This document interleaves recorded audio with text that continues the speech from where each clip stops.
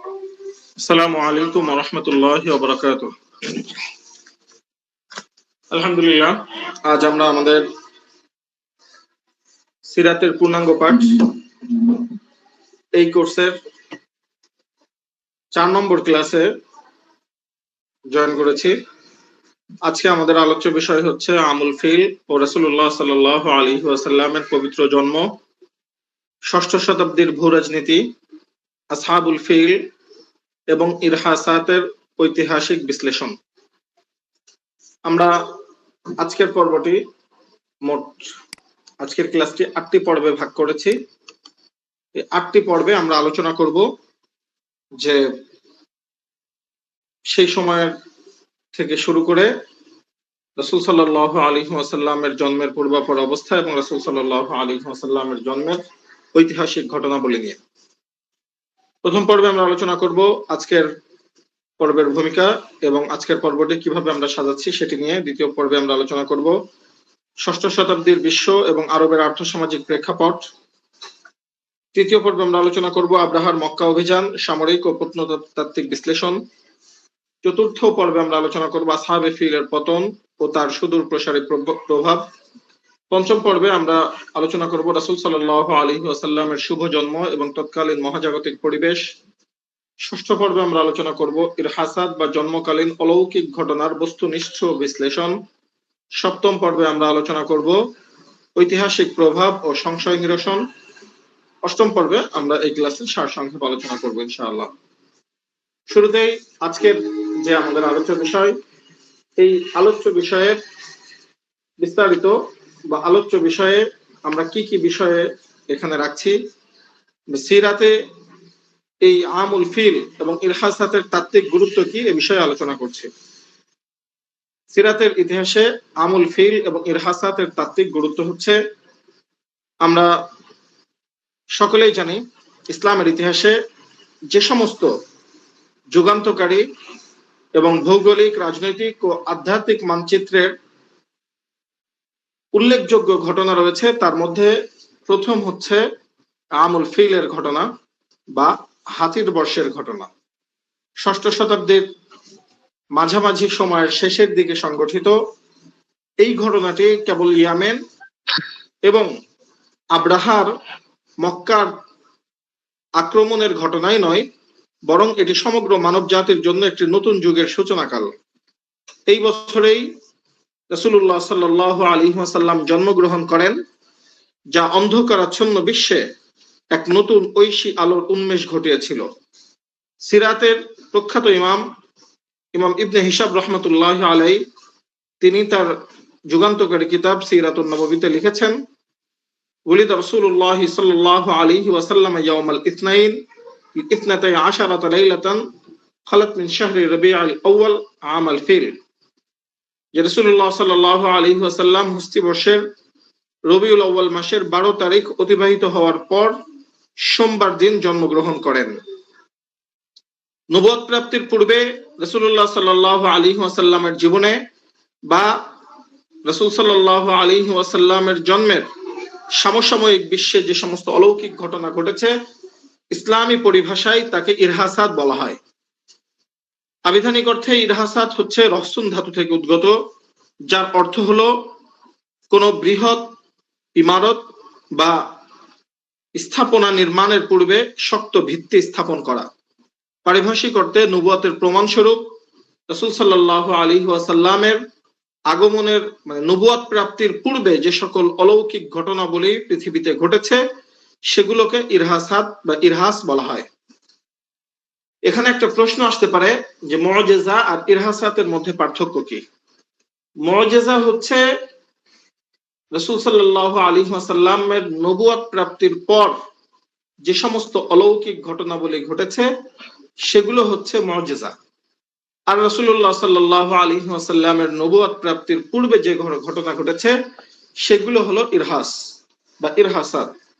আর কারামতের ব্যাপারে আমরা জানি, যেহেতু কারামতের সাথে সংশ্লিষ্ট, কারামত হচ্ছে আউলিয়া ইকরামের সাথে যে সমস্ত অলৌকিক ঘটনা ঘটে সেগুলো হচ্ছে কারামত।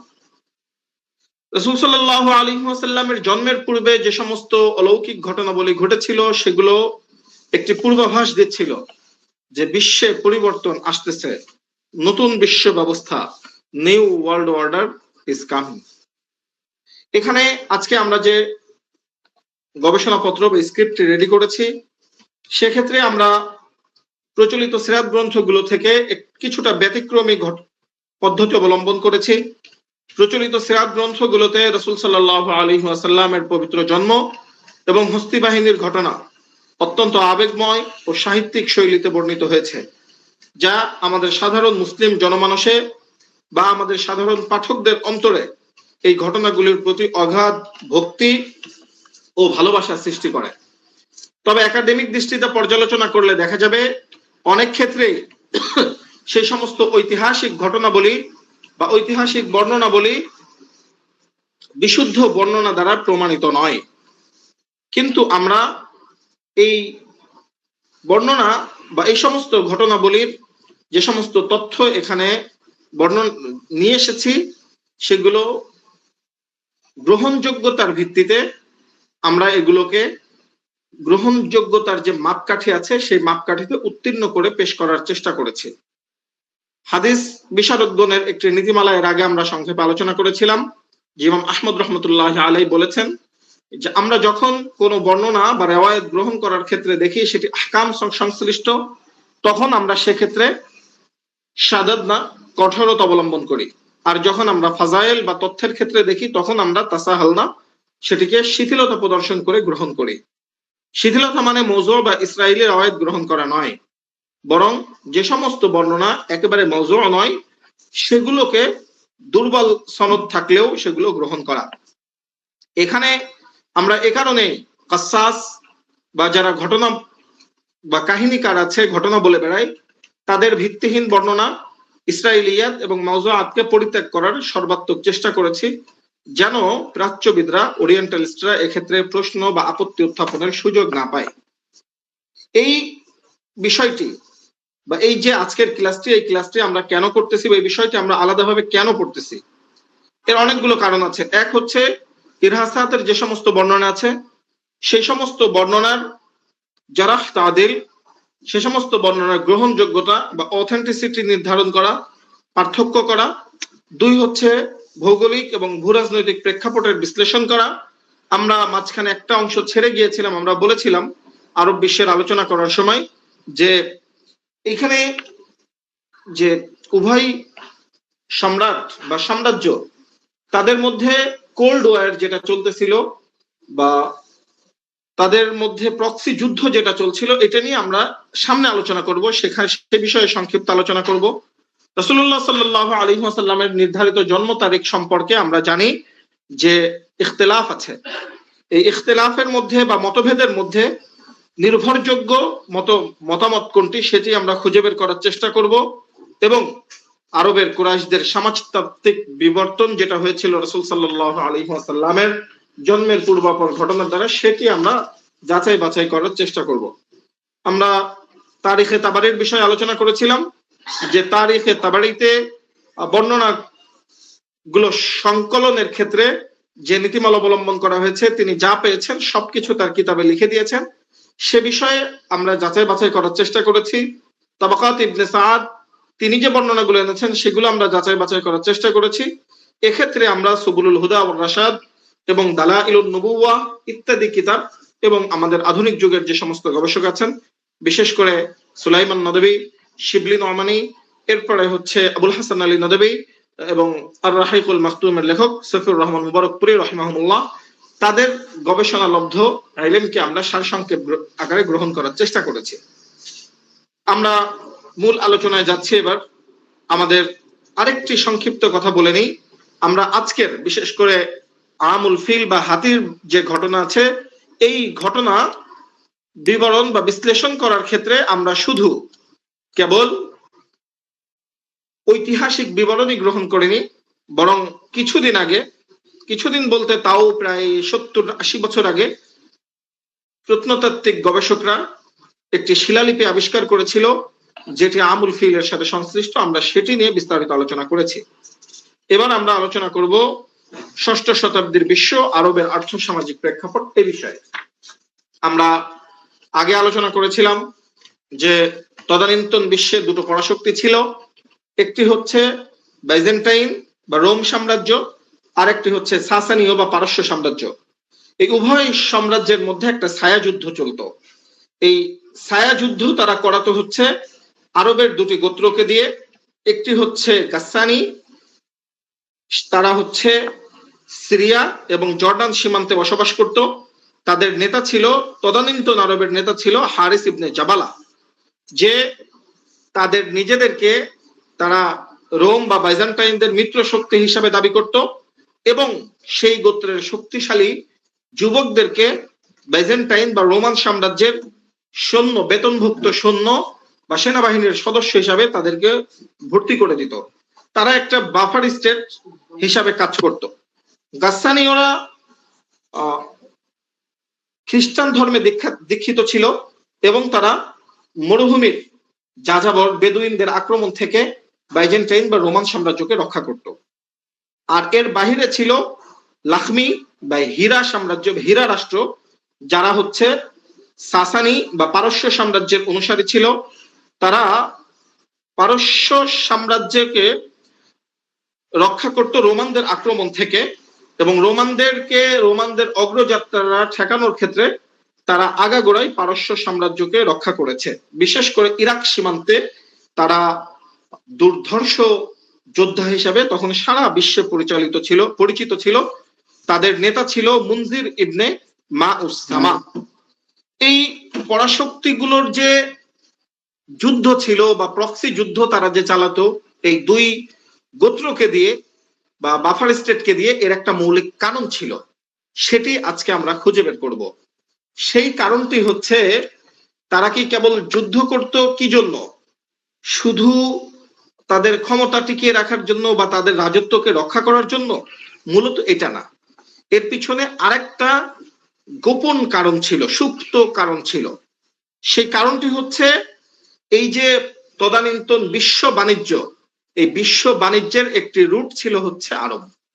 বিশেষ করে ভারত, সিলন, চীন, অর্থাৎ প্রাচ্য বলতে তখন যা বোঝা হতো, সেখান থেকে যে সমস্ত মূল্যবান সম্পদ রোমে বা পশ্চিমে যেত, মশলা, রেশম, পাথর, সুগন্ধি, আরো অন্যান্য বস্তু, সেগুলো নিজেদের নিয়ন্ত্রণে রাখা ছিল এই দুই সাম্রাজ্যের প্রধান লক্ষ্য। বিশেষ করে পারস্য সাম্রাজ্যের। সাসানীয়রা পারস্য উপসাগরীয় যে রুট ছিল, বাণিজ্যিক রুট, এবং মধ্য এশিয়ার যে স্থলপথ ছিল, এটিকে তারা কঠোরভাবে নিয়ন্ত্রণ করত। এই জন্যই বাইজেন্টাইনদের বা রোমানদের রেশম আমদানি চরমভাবে বাধাগ্রস্ত হতো। তাদের অর্থনীতিতে এর নেতিবাচক প্রভাব পড়ে এবং তাদের এই অবরোধের কারণে এবং এই অবরোধ এড়ানোর জন্য বাইজেন্টাইনরা বিকল্প রুটও আবিষ্কার করেছিল। তখন লোহিত সাগর এবং ইয়ামেনের নৌ রুট তারা সরাসরি ব্যবহার করে ভারত মহাসাগরে প্রবেশ করত। এই ভূরাজনৈতিক সমীকরণের কারণেই আরব উপদ্বীপ, বিশেষ করে ইয়েমেন এবং মক্কা, তখন কৌশলগতভাবে গুরুত্ব লাভ করতে থাকে। এরপরে শুরু হয় ইয়েমেনের রাজনৈতিক বিবর্তন। তখন ইয়েমেনে শাসন করছিল হিমিয়ারি রাজবংশ। আর হিমিয়ারি রাজবংশে আমরা জানি হাবশিদের আধিপত্য ছিল। আরব উপদ্বীপের দক্ষিণ প্রান্ত অর্থাৎ ইয়েমেনে, যাকে তার উর্বরতার মানে সেই সময় আরব তো পুরাটাই মরুভূমি ছিল, কিন্তু ইয়েমেন অনেকটা উর্বর ছিল। তো ইয়েমেনকে বলা হতো সুখী আরব। ইয়েমেন ছিল অত্যন্ত সুজলা সুফলা। আমরা আগেও বলেছি যে প্রাচীনকালে আন্তর্জাতিক বাণিজ্যের প্রধান ট্রানজিট ছিল হচ্ছে ইয়েমেন। ষষ্ঠ শতাব্দীর শুরুতে ইয়েমেন শত শত বছর ধরে শাসন করছিল হিমিয়ারি রাজবংশ। এই রাজবংশের প্রভাবশালী সর্বশেষ শাসক ছিলেন জু নওয়াজ, যার আসল নাম ছিল ইউসুফ আল আসআর ইয়াসার। তিনি রাজনৈতিক কারণে বাইজেন্টাইন খ্রিস্টানদের প্রভাব খর্ব করার উদ্দেশ্যে ইহুদি ধর্ম গ্রহণ করেছিলেন। ইয়েমেনের নাজরান এলাকা মূলত ছিল খ্রিস্টানদের একটি শক্ত ঘাঁটি এবং তারা ছিল বাইজেন্টাইনদের মিত্র। জু নওয়াজ 523 খ্রিস্টাব্দে, তখন সে ইহুদি ধর্ম গ্রহণ করার পরে নাজরানের খ্রিস্টানদের উপরে এক নির্মম এবং পৈশাচিক গণহত্যা চালায়। ঐতিহাসিকদের মতে এই মতটি যদিও নির্ভরযোগ্য কোন সূত্র দ্বারা হাদিস যেভাবে প্রমাণ করা হয় সেভাবে প্রমাণিত না, কিন্তু ঐতিহাসিকদের মতে বা ঐতিহাসিক সূত্র দ্বারা প্রমাণিত যে তিনি মাটি খুঁড়ে বিশাল পরিখা খনন করেন এবং সেই পরীক্ষায় দাও দাও করে আগুন জ্বালিয়ে হাজার হাজার নারী, শিশু এবং পুরুষদেরকে পুড়িয়ে হত্যা করে। অনেক মুফাসসিরিনদের মতেই এই হত্যাকাণ্ডকেই কোরআনে আসহাবুল উখদুদ এর হত্যাকাণ্ড হিসাবে বর্ণনা করা হয়েছে।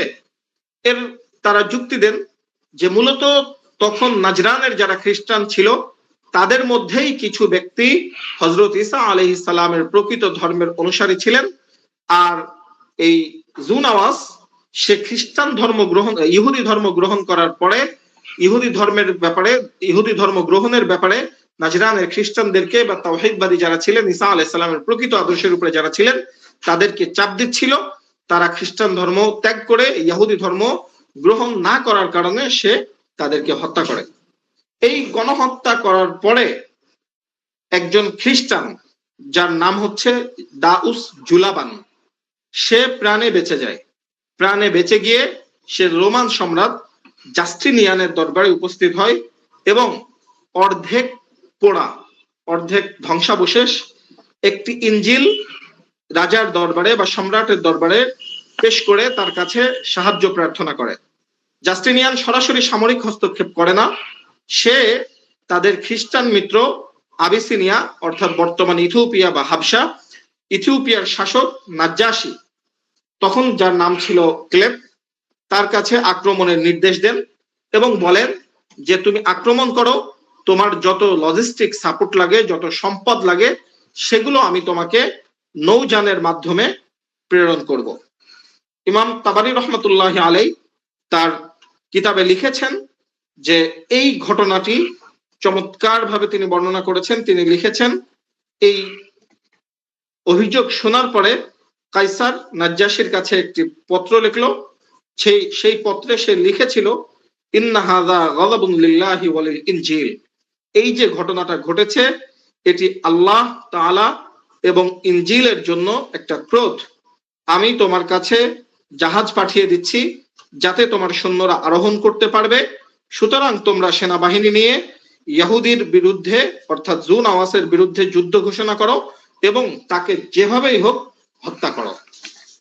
তাবারি দ্বিতীয় খণ্ড 123 নম্বর পৃষ্ঠা। এরপরে নাজ্জাশী তখন সমগ্র ইথিওপিয়া থেকে 70,000 সৈন্য সংগ্রহ করে এক বিশাল হাবশী বাহিনী নিয়ে লোহিত সাগর পার হয়ে ইয়েমেনে আক্রমণ করে।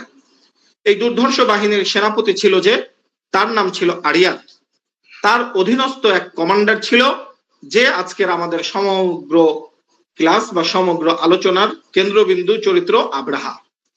হাবশীদের তীব্র আক্রমণে হিমিয়ারি রাজবংশের পতন ঘটে। জুনাওয়াস ঘোড়া নিয়ে সাগরে ঝাঁপ দিয়ে আত্মহত্যা করে এবং ইয়ামেন তখন থেকে আবিসিনিয়ার একটি অঙ্গরাজ্যে পরিণত হয়।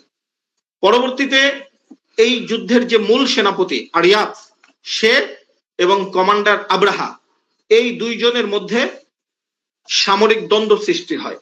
তারা যুদ্ধের কৃতিত্ব নিয়ে উভয়ের মধ্যে দ্বন্দ্বে লিপ্ত হয়। এই দ্বন্দ্বকে কেন্দ্র করে উভয় পক্ষের যে সৈন্যবাহিনীর মধ্যে তাদের যে সমর্থক ছিল তারা মুখোমুখি যুদ্ধের জন্য প্রস্তুতি গ্রহণ করে। এক পর্যায়ে গিয়ে আরিয়াত যুদ্ধ থামানোর জন্য সে আব্রাহাকে মল্লযুদ্ধে আহ্বান করে। আব্রাহা তাতে রাজি হয় এবং এই আরিয়াত সে মল্লযুদ্ধে অত্যন্ত পারদর্শী ছিল। সে প্রথম আঘাতে আব্রাহার কপাল, নাক এবং ঠোঁট কেটে দেয় এবং ইতিহাসে এই ঘটনাকে কেন্দ্র করেই আব্রাহার উপাধি দেওয়া হয় আল আশরাম তথা নাক কাটা ব্যক্তি। কিন্তু আব্রাহার এক ক্রীতদাস ছিল যার নাম ছিল আতাউদা। এই আতাউদা যখন দেখে যে মল্লযুদ্ধে আব্রাহা পড়ে গিয়েছে, তখন সে পিছন থেকে আরিয়াতের উপরে বিষাক্ত চাকু দিয়ে বা বিষাক্ত খঞ্জর দিয়ে আক্রমণ করে এবং তার এই অতর্কিত হামলায় আরিয়াত নিহত হয়। আরিয়াত নিহত হলে আব্রাহা ক্ষমতা দখল করে, এবং আব্রাহা যখন ক্ষমতা দখল করে এই ঘটনা শুনে বাদশাহ নাজ্জাশী চরম ক্ষুব্ধ হন এবং আব্রাহার বিরুদ্ধে আবার যুদ্ধ করার জন্য প্রস্তুতি নিতে থাকেন। আব্রাহা এই অবস্থা জানতে পেরে সে নিজের মাথার চুল কেটে এবং ইয়ামেন থেকে কিছু মাটি সংগ্রহ করে একটি থলিতে ভরে বাদশাহ নাজ্জাশীর কাছে প্রেরণ করে এবং নিজেকে নাজ্জাশীর অনুগত দাস হিসাবে ঘোষণা করে। নাজ্জাশী তার এই আনুগত্য দেখে সন্তুষ্ট হয়ে আব্রাহাকে ইয়ামেনের শাসক বা গভর্নর হিসাবে স্বীকৃতি দেন। আব্রাহা ইয়ামেনের গভর্নর হওয়ার পরে সে দেখে যে বাণিজ্য পথে বা অর্থনীতিতে কুরাইশদের আধিপত্য, আর হাবশিরা সেখানে চরমভাবে নিগৃহীত। এই দৃশ্য আব্রাহার কাছে পছন্দ হয়নি। আব্রাহা চরম উচ্চাভিলাষী ছিল এবং তার উচ্চাভিলাষ ছিল রাজনৈতিক, অর্থনৈতিক এবং ধর্মীয় সাম্রাজ্য গড়ে তোলা ইয়ামেনকে। সে প্রথম কাজ যেটা করলো, যে বাণিজ্যের অন্যতম প্রধান যে রুট সেটি হচ্ছে ইয়ামেন থেকে শুরু করে মক্কার বুক চিরে সিরিয়া হয়ে গাজা, ফিলিস্তিন পর্যন্ত যে রুট ছিল সেই রুট সে বন্ধ করার চিন্তা ভাবনা করলো। মক্কার কুরাইশরা, আমরা এর আগেও বলেছি যে কুরাইশ যিনি ছিলেন তিনি ইয়ামেন এবং পারস্য উভয় সাম্রাজ্যের সাথে বাণিজ্যিক চুক্তি করে এই বাণিজ্যের রুট বা মূল আরবের বাণিজ্য এবং তদানীন্তন মধ্যপ্রাচ্যের বাণিজ্য বলা যায় মক্কার কুরাইশরা নিয়ন্ত্রণ করত। এটি আব্রাহার পছন্দ হলো না। সে কি করলো, চিন্তা করলো যে আরবের এই অর্থনীতি যদি ধ্বংস করা না যায় এবং এই বাণিজ্য যদি দখল করা না যায় তাহলে আমরা আমাদের সাম্রাজ্য টিকিয়ে রাখতে পারবো না। এবং আরবে তার যে উচ্চাভিলাষ ছিল সমগ্র আরবে ইথিওপিয়ান বা হাবশি রাজত্ব প্রতিষ্ঠা করা, সেটিও সম্ভব হবে না। এবং সে তখন জানতে শুরু করলো বা রিসার্চ করতে শুরু করলো যে আরবদের এই উত্থানের কারণ কি, কোথা থেকে এই আরবদের শক্তির উৎস কি। তখন সে দেখলো যে আরবদের শক্তির উৎস হচ্ছে কাবা বা বাইতুল্লাহ, আল্লাহর ঘর। তখন আব্রাহা চিন্তা করলো যে যদি এই আরবদের যে কেন্দ্র, এই কেন্দ্র আমাকে ধ্বংস করতে হবে বা সেটিকে দখল করতে হবে।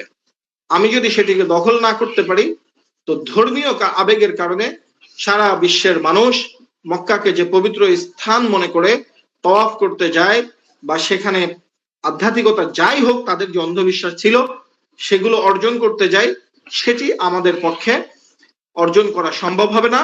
এবং মক্কা বা কাবাকে কেন্দ্র করে মক্কার লোক বা আরব গোত্রগুলো ঐক্যবদ্ধ, তাদের এই ঐক্য যদি বিনষ্ট করতে হয় সেক্ষেত্রে কাবা আমাদেরকে দখল করতে হবে অথবা ধ্বংস করতে হবে, এর কোনো বিকল্প চিন্তা নেই। সে এই চিন্তা করেই এক মাস্টার প্ল্যান তৈরি করলো। আর মাস্টার প্ল্যানের তার প্রথম প্ল্যান ছিল কাবার বিকল্প। সে চিন্তা করলো যে কাবা ধ্বংস করা এই মুহূর্তে সম্ভব না, যদি সেটি আমরা করতে যাই সেক্ষেত্রে সমগ্র আরব বিশ্ব আমাদের বিরুদ্ধে যুদ্ধে লিপ্ত হবে এবং আমরা ইয়েমেনে টিকতে পারবো না। আমরা যে সাগর পাড়ি দিয়ে ইয়েমেনে এসেছিলাম সেই সাগর পাড়ি দিয়ে আবার আমাদের আবিসিনিয়ায় ফেরত যেতে হবে।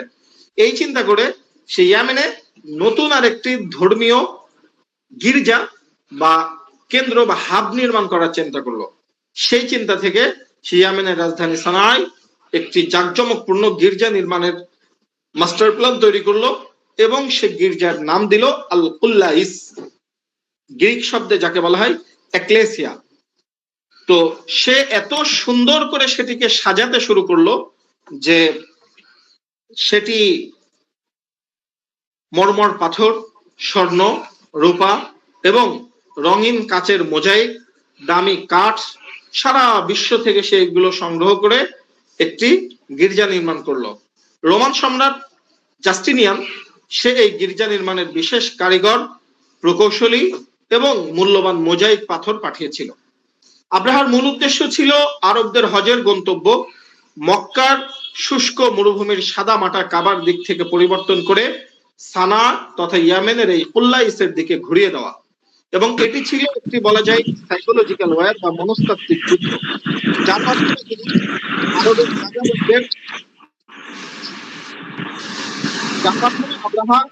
আরবের যাযাবরদের জৌলুসের মোহে ফেলে, সৌন্দর্যের মোহে ফেলে আরবদেরকে এই কন্যার মুখী উপস্থিত হয়েছিল।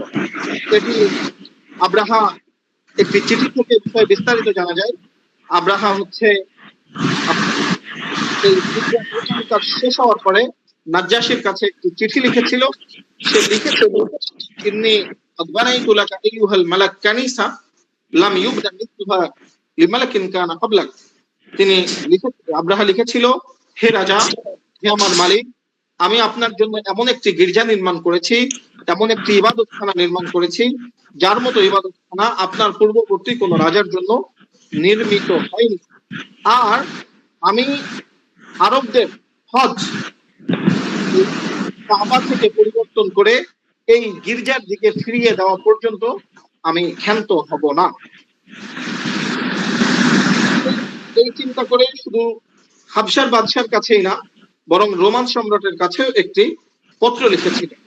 কিন্তু আরবে ছড়িয়ে পড়ার পরে আরবের গোত্রের লোকেরা, বিশেষ করে প্রায় মধ্যে চরম ক্ষোভের আরবরা রুবাইয়ের অনুরোধ করে।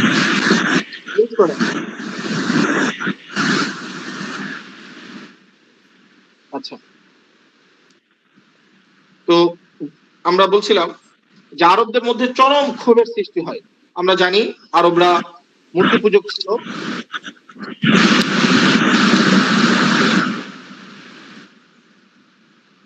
আরবরা মূর্তি পূজক ছিল, আরবরা কুসংস্কারে নিমজ্জিত ছিল, আরবরা অশ্লীলতার মধ্যে ডুবে ছিল। সব ঠিক আছে, কিন্তু আরবরা যখন দেখলো যে কাবাকে অশ্রদ্ধা করা হচ্ছে, ইব্রাহিম আলাইহিস সালামের ঐতিহ্য, পবিত্র স্মৃতিকে ধূলিসাৎ করে দেওয়ার চিন্তা ভাবনা করা হচ্ছে, তখন তারা চরমভাবে ক্ষোভে ফুঁসে উঠল। ঐতিহাসিক বর্ণনায় পাওয়া যায় যে কিনানা গোত্রের এক ব্যক্তি ক্ষুব্ধ হয়ে রাতের অন্ধকারে আল কুল্লাইস গির্জায় প্রবেশ করে সে মল ত্যাগ করে আসে, এবং কোন কোন বর্ণনা মতে অসাবধানতা বশত সে সেখানে আগুন জ্বালানোরও চেষ্টা করে।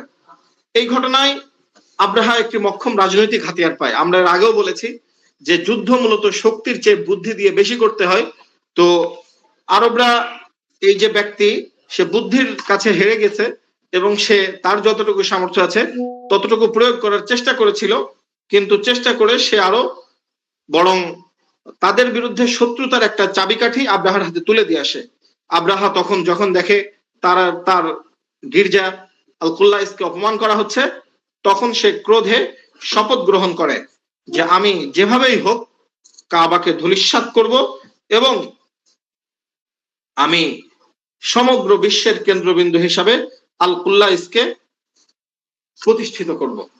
এই শপথের কথা যখন আরবদের কাছে পৌঁছে, তখন তারাও চরমভাবে ক্ষোভে ফুঁসতে থাকে।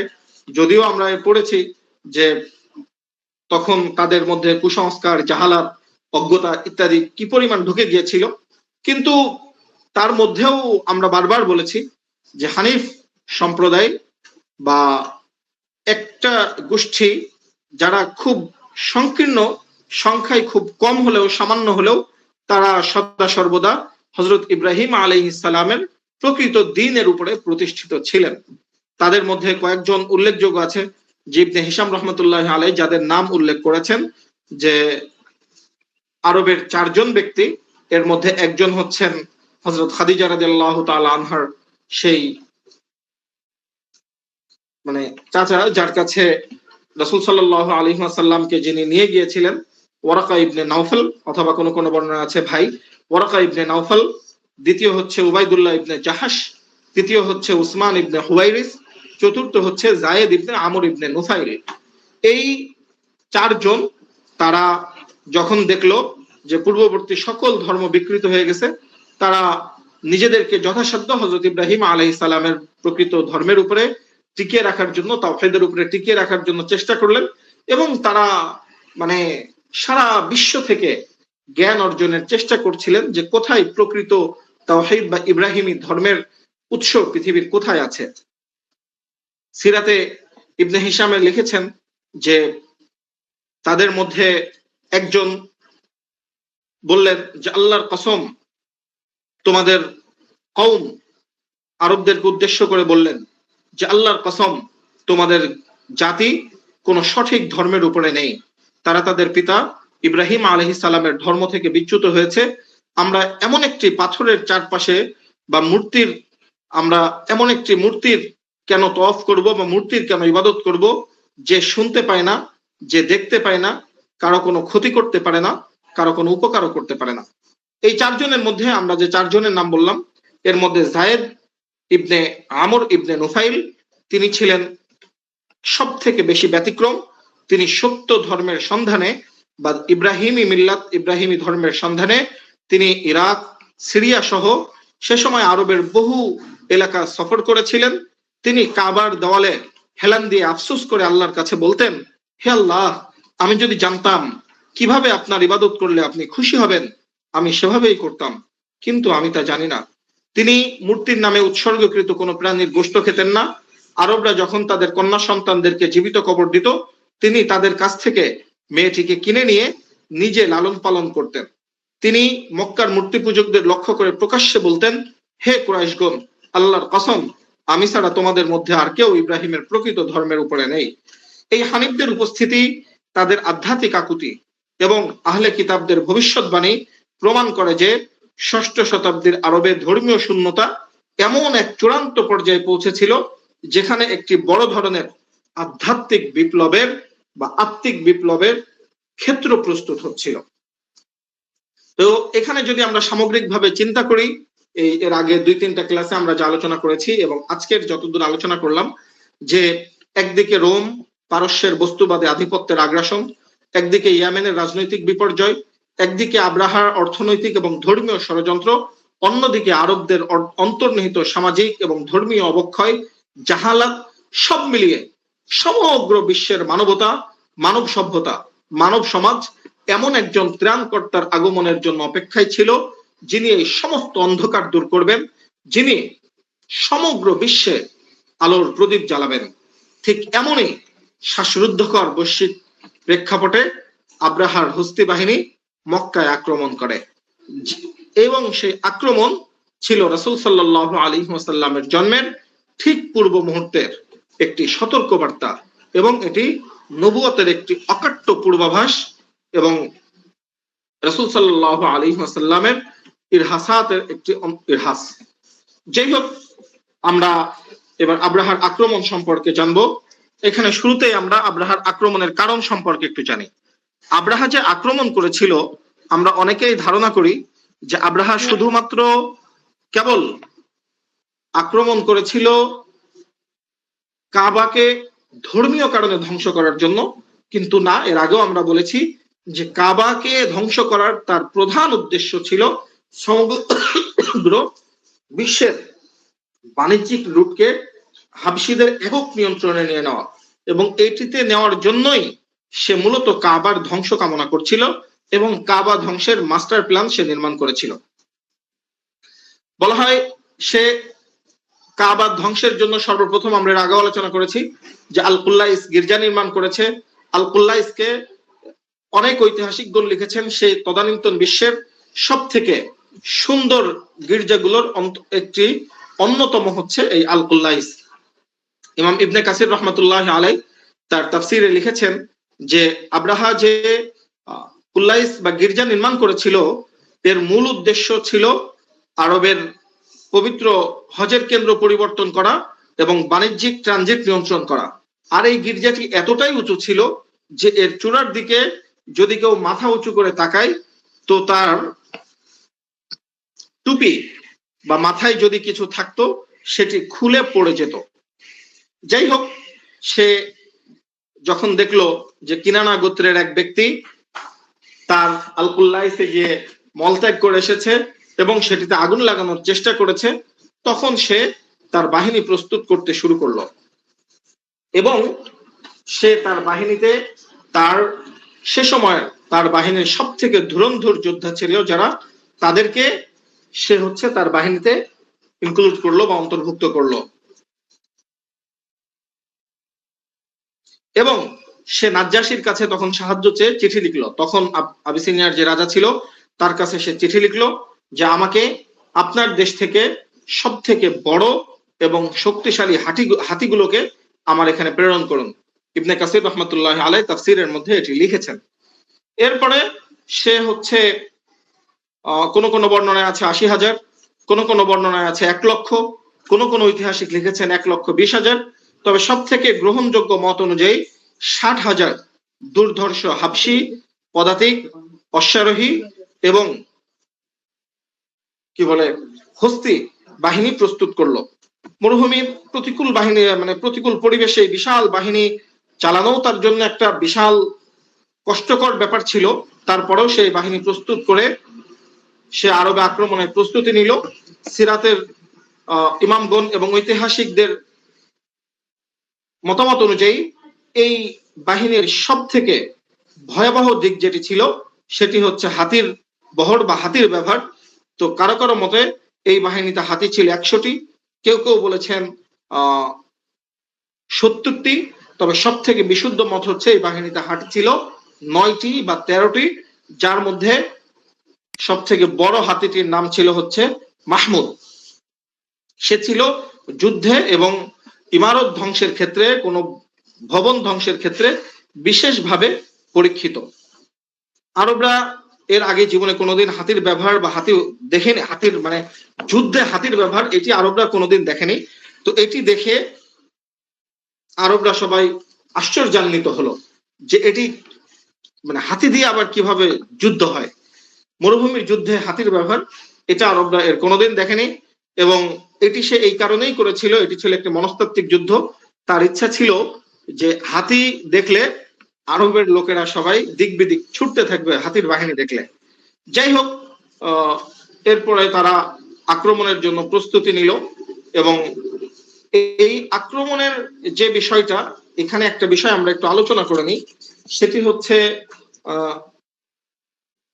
এই যে আব্রাহার যুদ্ধ বা আব্রাহার যে আক্রমণ, এটি তো সর্বজন স্বীকৃত, এই বিষয়ে সন্দেহের কোনো অবকাশ নাই। এবং কোরআন হাদিসে বহু জায়গায়, বিশেষ করে সূরা ফিল, আল্লাহ রাব্বুল আলামিন অবতীর্ণ করেছেনই এই হাতির ঘটনা বর্ণনা করার জন্য। বাকি প্রাচ্যবিদরা এটিকে অস্বীকার করে, আমরা তাদের অস্বীকারের আজকে জবাব দিব ইনশাআল্লাহ। এবং প্রমাণ ইতিহাস থেকে বা প্রত্নতাত্ত্বিক শিলালিপির যে বিষয়টি আমরা বলেছিলাম সেটি আমরা সব শেষ আলোচনা করব। তো আরবে যখন সে আক্রমণ করার জন্য আসলো, তো সে সরাসরি মক্কার দিকে অগ্রসর হলো। অগ্রসর হওয়ার পরে আমরা জানি বা এই ঘটনা আমাদের সকলের কাছে সুপরিচিত যে আরবের গোত্রের লোকেরা বা বিশেষ করে কাবার দায়িত্বে যিনি ছিলেন রাসূল সাল্লাল্লাহু আলাইহি ওয়াসাল্লামের সম্মানিত দাদা আব্দুল মুত্তালিব, তিনি এই আক্রমণকে প্রতিরোধ করার জন্য কোনো চেষ্টা বা কোনো অগ্রবর্তী বাহিনী প্রেরণ করেননি। তো এটি দেখে আব্রাহা কিছুটা আশ্চর্য হলো যে এত বড় বাহিনী নিয়ে আমি আক্রমণ করতে আসছি, আর আরবরা যুদ্ধের জন্য বা তাদের বীরত্বের জন্য, সাহসিকতার জন্য সারা বিশ্বে পরিচিত, কিন্তু এই সাহসী বা আরবরা কেন প্রতিরোধ গড়ে তুলছে না, এটি নিয়ে আব্রাহা চিন্তায় পড়ে গেল। তো চিন্তা করতে করতে সে আস্তে আস্তে অগ্রসর হচ্ছে। অগ্রসর হতে হতে সে যখন তায়েফে আসলো, তায়েফের তখন যে দায়িত্বশীল ছিল বনু সাকিফ গোত্রের যারা নেতা ছিল, তারা আতঙ্কিত হয়ে হাতি দেখে তারা হচ্ছে আব্রাহার কাছে আত্মসমর্পণ করে এবং আব্রাহার নেতৃত্ব স্বীকার করে নেয়। এরপরে তারা কাবার একদম কাছে আসে।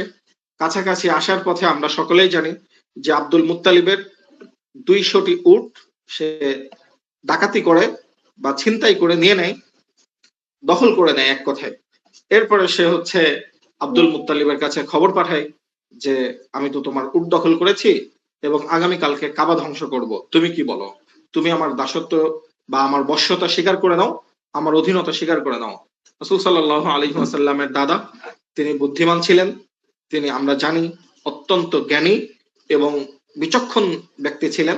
তিনি আব্রাহার তাবুতে গেলেন ধীর স্থির ভাবে, এবং আব্রাহা রাসূল সাল্লাল্লাহু আলাইহি ওয়াসাল্লামের দাদার সৌন্দর্য, আব্দুল মুত্তালিবের সৌন্দর্য, তার গাম্ভীর্য, তার সুঠাম দেহ দেখে এতটাই অভিভূত হয়ে গিয়েছিল যে তার সিংহাসনে বসে কথা বলতে সে ইতস্তত বোধ করছিল। পরে সে সিংহাসন থেকে নেমে আব্দুল মুত্তালিবকে নিয়ে কার্পেটে বসে সামনাসামনি বসে কথা বলেন। আব্দুল মুত্তালিব আলোচনা শুরু হওয়ার পরে তিনি কাবার কোনো প্রসঙ্গ না উঠিয়ে সরাসরি ধীর স্থির মস্তিষ্কে বললেন, আমার উট কোথায়, আমার উট ফেরত দাও। আব্রাহা আশ্চর্য হয়ে গেল যে কাবার কথা চিন্তা না করে, নেতৃত্বের কথা চিন্তা না করে, তার ক্ষমতার কথা চিন্তা না করে উটের চিন্তা কেন করতেছে। আব্রাহা তখন আব্দুল মুত্তালিবকে উদ্দেশ্য করে বলল যে তোমাকে দেখে আমি মুগ্ধ হয়েছিলাম, কিন্তু এখন আমি হতাশ। আমি তোমাদের পিতৃপুরুষের পবিত্র ঘর ধ্বংস করতে এসেছি, তোমাদের ক্ষমতা শেষ করে দিতে এসেছি, আর তুমি কেবল উটের কথা বলছো। তখন আব্দুল মুত্তালিব, আমরা জানি তিনি তার সেই প্রজ্ঞাপূর্ণ ঐতিহাসিক জবাবটি প্রদান করেন। তিনি বললেন, আনা রব্বুল ইবিল, আমি তো কেবল এই উটের মালিক, আর ওয়ালিল বাইতি রব্বুন সায়ামনাহু, আর এই ঘরের আরেকজন মালিক আছেন, তিনি তার ঘরকে রক্ষা করবেন, তিনিই তোমাকে প্রতিরোধ করবেন। আব্দুল মুত্তালিব জানতেন যে তার এই নিরস্ত্র বা মক্কার এই কয়েকজন লোক নিয়ে আব্রাহার বিরুদ্ধে দাঁড়িয়ে কিছু করা তার পক্ষে সম্ভব নয়। তার 60,000 বিশাল শক্তিশালী বাহিনীর বিপক্ষে দাঁড়ানো, তার এই গুটি কতেক লোক নিয়ে দাঁড়ানো সম্ভব নয়। এজন্য তিনি এই কথা বললেন। এরপর তিনি কাবা ঘরের দরজার কড়া ধরে আল্লাহর দরবারে এক ঐতিহাসিক এবং হৃদয় বিদারক আবেগঘন কবিতা আবৃত্তি করে মোনাজাত করেন, যা ইবনে হিশাম রহমতুল্লাহ আলাই তার কিতাবে লিখেছেন, ইয়া রব লা আরজু লাহুম সিওয়াকা, ইয়া রব ফামনা মিনহুম হিমাকা, ইন্না আদুওয়াল বাইতি মান আদাকা, ইমনাহুম আন ইখরিজু কুরাকা। হে আমার রব, তাদের বিরুদ্ধে আপনি ছাড়া আমার অন্য কোনো ভরসা নেই। হে রব, আপনি আপনার এই পবিত্র সীমানাকে তাদের হাত থেকে রক্ষা করেন। নিশ্চয় যারা এই ঘরের শত্রু, তারা আপনারই শত্রু। আপনার এই পবিত্র প্রাঙ্গণ ধ্বংস করা থেকে আপনি তাদেরকে প্রতিরোধ করুন, প্রতিহত করুন। আব্দুল মুত্তালিবের এই আবেগঘন মোনাজাত এবং তার এই প্রার্থনা, এটি আল্লাহর উপরে নিঃশর্ত আনুগত্য এবং তাওয়াক্কুলের এক অভূতপূর্ব উদাহরণ, চূড়ান্ত উদাহরণ। এরপরে আব্রাহা বিশাল বাহিনী নিয়ে আস্তে আস্তে কাবার দিকে, আব্দুল মুত্তালিব চলে আসার পরে সে কাবার দিকে অগ্রসর হলো। মক্কার একেবারে দ্বার প্রান্তে, কাবার দ্বার প্রান্তে মুজদালিফা এবং মিনার ঠিক মাঝামাঝি স্থানে একটি শুষ্ক উপত্যকায় এসে আব্রাহা তাবু গাড়ে। এই উপত্যকার নাম ওয়াদি মুহাসসির, যার শাব্দিক অর্থ হলো ক্লান্তিকর, যন্ত্রণাদায়ক উপত্যকা। এটি হারামের একদম সীমানার বাইরে অবস্থিত। ইতিহাসবিদগণ অন্তত স্পষ্টভাবে বর্ণনা করেছেন, আব্রাহার বাহিনী যখন কাবা ধ্বংসের চূড়ান্ত উদ্দেশ্যে এই ওয়াদি মুহাসসির দিয়ে মক্কায় প্রবেশের প্রস্তুতি নিচ্ছিল এবং হাতির গুলোকে কাবার দিকে হাঁকিয়ে নিয়ে যাচ্ছিল, তখন তাদের প্রধান হাতি বা সব থেকে বড় হাতি মাহমুদ হঠাৎ মাটিতে হাঁটু গেড়ে বসে পড়ে। মাহুতরা হাতির থেকে প্রচন্ড প্রহার করে, এমনকি তার মাথায় লোহার অঙ্কুশ দিয়ে আঘাত করে রক্তাক্ত করে ফেলে। তবুও সে কাবার দিকে এক কদমও অগ্রসর হয়নি। আশ্চর্যের বিষয় হলো, হাতিটিকে যখনই সিরিয়ার দিকে অথবা ইয়েমেনের দিকে অথবা যে কোনো দিকে যখন মুখ ঘুরিয়ে ফেলা হচ্ছিল, তখনই সে উঠে দৌড়াতে শুরু করছিল। আবার যখনই কাবার দিকে মুখ করানো হচ্ছিল, তখনই সে পাথরের মতো জমে যাচ্ছিল এবং সেখানেই স্থবির হয়ে বসে পড়ছিল। এটি আল্লাহ রাব্বুল আলামিনের পক্ষ থেকে সকল মাখলুকের উপরে আল্লাহ রাব্বুল আলামিনের একচ্ছত্র নিয়ন্ত্রণের এক ঐশী নিদর্শন। হাদিসে ওয়াদি মুহাসসির সম্পর্কে বিস্তারিত বর্ণনা করা আছে, সেগুলো আপনারা পরবর্তীতে জেনে নেবেন, আমরা সেগুলো নিয়ে আলোচনা করছি না। এরপরে আমরা হাদিসে আছে যে ওয়াদি মুহাসসির হচ্ছে আল্লাহর পক্ষ থেকে আযাব আসার স্থান। রাসূল সাল্লাল্লাহু আলাইহি ওয়াসাল্লাম যখনই এই ওয়াদি মুহাসসিরের কাছাকাছি পৌঁছতেন, তখন তিনি তার বাহনকে দ্রুত চালাতেন এবং সহিহ মুসলিমের হাদিসে আছে, হযরত আব্দুল্লাহ রাদিয়াল্লাহু তাআলা আনহু থেকে বর্ণিত, আব্দুল্লাহ ইবনে জাবের থেকে বর্ণিত, জাবের ইবনে আব্দুল্লাহ রাদিয়াল্লাহু তাআলা আনহু থেকে বর্ণিত, তিনি বলেছেন, বিদায় হজের সফরেও রাসূল সাল্লাল্লাহু আলাইহি ওয়াসাল্লাম এই ওয়াদি মুহাসসির দিয়ে যাওয়ার সময় দ্রুত তার বাহন চালিয়ে চলে গিয়েছিলেন। মুহাদ্দিসগণ এবং ফিকহাবিদগণ এর ব্যাখ্যায় বলেছেন যে আল্লাহর আযাব নাজিল হওয়ার স্থান, তাই সেখানে স্বাভাবিক গতিতে না গিয়ে দ্রুত পার হয়ে যাও, এটি রাসূল সাল্লাল্লাহু আলাইহি ওয়াসাল্লামের সুন্নাহ এবং এটি উম্মার জন্য কিয়ামত পর্যন্ত শিক্ষা, যেন এই জালিমদের ধ্বংসস্থল দেখে উম্মাহ ভীত সন্ত্রস্ত হয় এবং তাদের থেকে শিক্ষা গ্রহণ করে ভবিষ্যতে আল্লাহ রাব্বুল আলামিনের ইবাদতের প্রতি নিজেদেরকে আরো বেশি অনুগত করে নেয়। আমরা এরপরে আসহাবুল ফিলের পতন এবং তার সুদূর প্রসারী প্রভাব এবং রাসূলুল্লাহ সাল্লাল্লাহু আলাইহি ওয়াসাল্লামের জন্ম বৃত্তান্ত নিয়ে বিস্তারিত আলোচনা করব। আমাদের একটি কুইজ দেওয়া আছে, খুব সংক্ষেপে 2-3 মিনিটের মধ্যে সকলের কুইজটি একটু পূরণ করা। আলহামদুলিল্লাহ, আমরা আমাদের বিরতির পরে আবার শুরু করছি। এবার আমরা আলোচনা করব আসহাবুল ফিলের পতন এবং এর সুদূর প্রসারী প্রভাব। আমরা দেখেছি ওয়াদিয়া মুহাসসিরে আব্রাহার হস্তি বাহিনীর স্থবিরতা, এটি আল্লাহ রাব্বুল আলামিনের পক্ষ থেকে তাদের পতনের প্রথম যে ইশারা সেটি ছিল। এরপরে তাদের মূল পতন শুরু হবে। এবার আমরা এখানে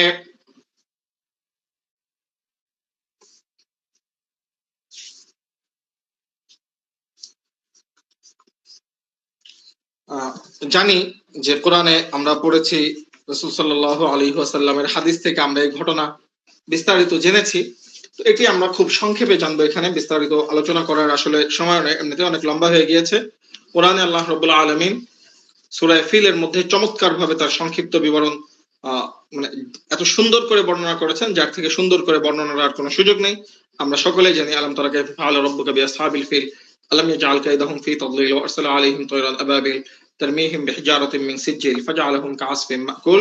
এখানে কিছু বিষয় আমাদের গুরুত্ব সহকারে দেখা দরকার। এক হচ্ছে তায়রান আবাবিল, দ্বিতীয় হচ্ছে সিজ্জিল, তৃতীয় হচ্ছে কাআসফিন মাকুল। এই তিনটা পয়েন্ট আমাদের সবথেকে গুরুত্বপূর্ণ ভাবে একটু বিশ্লেষণ করা দরকার। আবাবিল কি বা কেমন ছিল, সিজ্জিল, সিজ্জিল পাথর বোঝানো হয়েছে, কিন্তু সিজ্জিল আসলে পাথরের মানে সাইজ কেমন ছিল, আকৃতি কেমন ছিল, কিন্তু তার এবং তার শক্তি কেমন ছিল। আরেকটা হচ্ছে তাদের পরিণতি, কাসফে মাকুল, চর্বিত ঘাসের মতো। ঘাস গরুতে আমরা জানি প্রথমে চিবাই, যারা গরু দেখেছেন বা গরু লালন পালন দেখেছেন তারা দেখেছেন গরু হচ্ছে প্রথমে একবার ঘাস হচ্ছে ভিতরে নিয়ে নেয়, ভিতরে ঘাস নিয়ে নেওয়ার পরে দ্বিতীয়বার আবার পরে সেগুলো যখন বিশ্রামের সময় সেগুলো বের করে করে আমাদের বাংলায় বলে জাবর কাটা, জাবর কেটে কেটে গরু হচ্ছে ঘাসকে হচ্ছে হজম করে। তো ঘাস প্রথমবার যখন গরু ভিতরে নিয়ে নেয় তখন ঘাসের যে অবস্থা হয় সেই অবস্থা আল্লাহ রাব্বুল আলামিন তাদেরকে করেছিলেন। তো প্রথম আল্লাহ রাব্বুল আলামিন বলেছেন কাইদাহুম, তাদের চক্রান্ত। এ বিষয়ে আমরা বিস্তারিত আলোচনা করেছি, কি কারণে তারা চক্রান্ত করেছিল, কি চক্রান্ত করেছিল, কেন করেছিল, কিভাবে করেছিল, প্ল্যান কি করেছিল, এ বিষয়ে আমরা বিস্তারিত আলোচনা করেছি। এবার হচ্ছে তয়রান আবাবিল। এখানে এই তয়রান আবাবিল বা আবাবিল এটি কোনো পাখির নাম নয়, এটি মূলত ঝাঁকে ঝাঁকে বা দলে দলে বোঝানো হয়েছে, যা একত্রিত ভাবে একদম দেখতে সম্পূর্ণ একটি মেঘমালার মতো দেখা যায়। সেটি আল্লাহ রাব্বুল আলামিন এখানে বুঝিয়েছেন। মেঘের মতো ঝাঁকে ঝাঁকে পাখি তাদের উপরে ছেয়ে গিয়েছিল একদম। সিরাত ইবনে হিশামে লিখেছেন, হযরত আব্দুল ইবনে আব্বাস রাদিয়াল্লাহু তাআলা আনহু এবং উবাইদ ইবনে উমর রাদিয়াল্লাহু তাআলা আনহুর বর্ণনায় এনে সেখানে লেখা হয়েছে এই পাখিগুলো সমুদ্রের দিক থেকে এসেছিল। এগুলো দেখতে চাতক পাখির মতো বা সোয়ালোর পাখির মতো ছিল। এগুলো সাদা, কালো ও সবুজ রঙের মিশ্রণ ছিল এদের পালকে, এদের সাথে পাথর ছিল। তাফসিরে ইবনে কাসিরেও এই বর্ণনাগুলো এসেছে এবং তাফসিরে ইবনে কাসিরে আরো একটু বেশি লেখা হয়েছে। সেখানে লেখা হয়েছে যে এই প্রত্যেক পাখির কাছে 3টি করে পাথর ছিল, একটি ছিল তাদের ঠোঁটে আর 2টি ছিল তাদের 2 পায়ে। এই পাখির বাহিনীগুলো সারিবদ্ধভাবে এসেছিল এবং তাদের নিশানা শতভাগ নিখুঁত ছিল। সিজ্জিল, সিজ্জিল কি? সিজ্জিল শব্দটি মূলত ফার্সি শব্দ থেকে এসেছে, যার উৎপত্তি শব্দ হচ্ছে সংঘ আর গিল। যারা ফার্সি পড়েছেন তারা জানেন সংঘ শব্দের অর্থ হচ্ছে পোড়ামাটি আর গিল শব্দের অর্থ হচ্ছে কাদা। এই দুই বস্তুর সমন্বিত একটি পাথর আল্লাহ রাব্বুল আলামিন পাখির কাছে দিয়েছিলেন। পাথরগুলো অত্যন্ত শক্ত ছিল। ঐতিহাসিকদের বর্ণনায় ছোট যে বুট আছে গোল, এই বুটের মতো অথবা মসুর ডালের মতো অথবা ছোলার মতো ছিল এই পাথরের আকৃতি।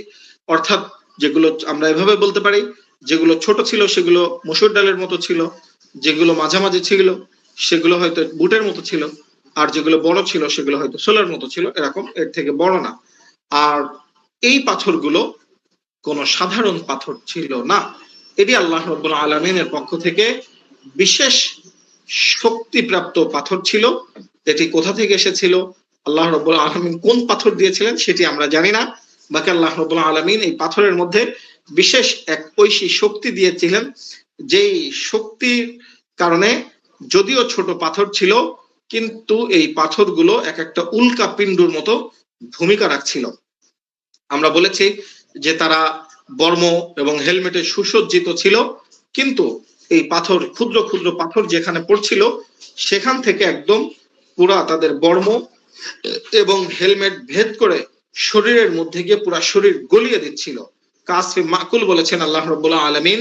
কাসফে মাকুল দ্বারা আমি আগেও বলেছি যে ঘাস চিবানোর পরে যেমন হয়, অথবা যদি কেউ কখনো গরু জবাই করার পরে গরুর ভুঁড়ি কেটে থাকেন, তো গরুর ভুঁড়ির যেখানে খাদ্যথলি আছে এই খাদ্যথলির ভিতরে দেখবেন ছোট ছোট ছোট ছোট ঘাসের টুকরো থাকে।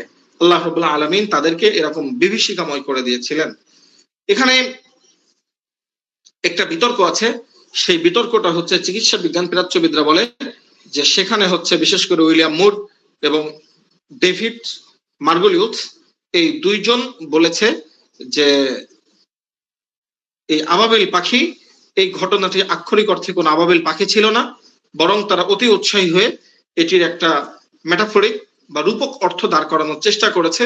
যেহেতু কিন্তু তাদের এই ব্যাখ্যাটি আমরা গ্রহণ করব না।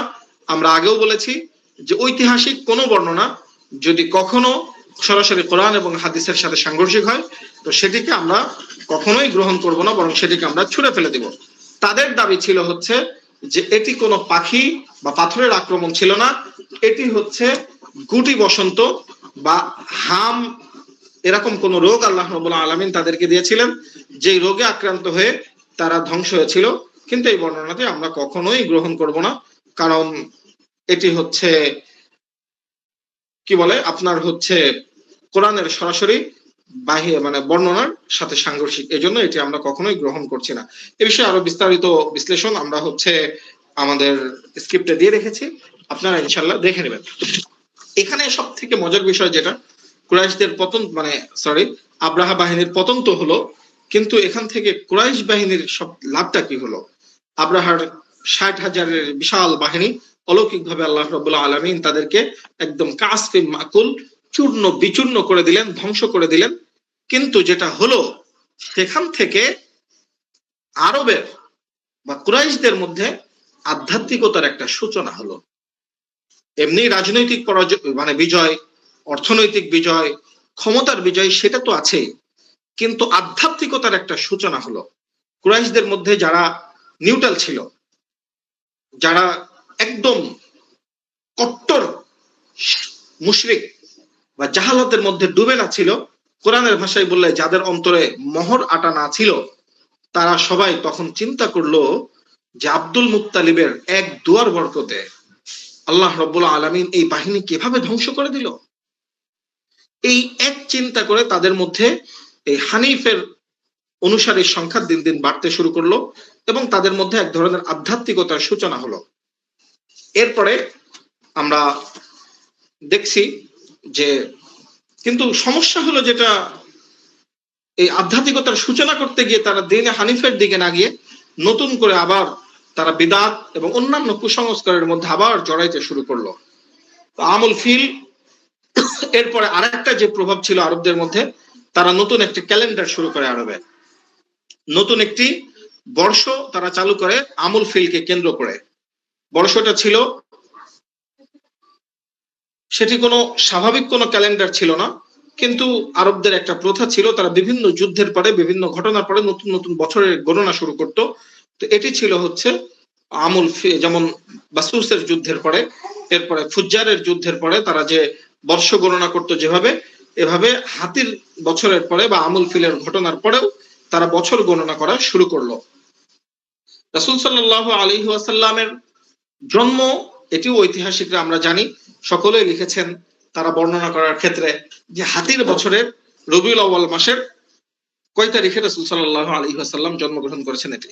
তবে এই যে আব্রাহার যে ঘটনা, এই ঘটনার মাত্র 50 কিংবা 55 দিন পরে রাসূলুল্লাহ সাল্লাল্লাহু আলাইহি ওয়াসাল্লাম জন্মগ্রহণ করেন।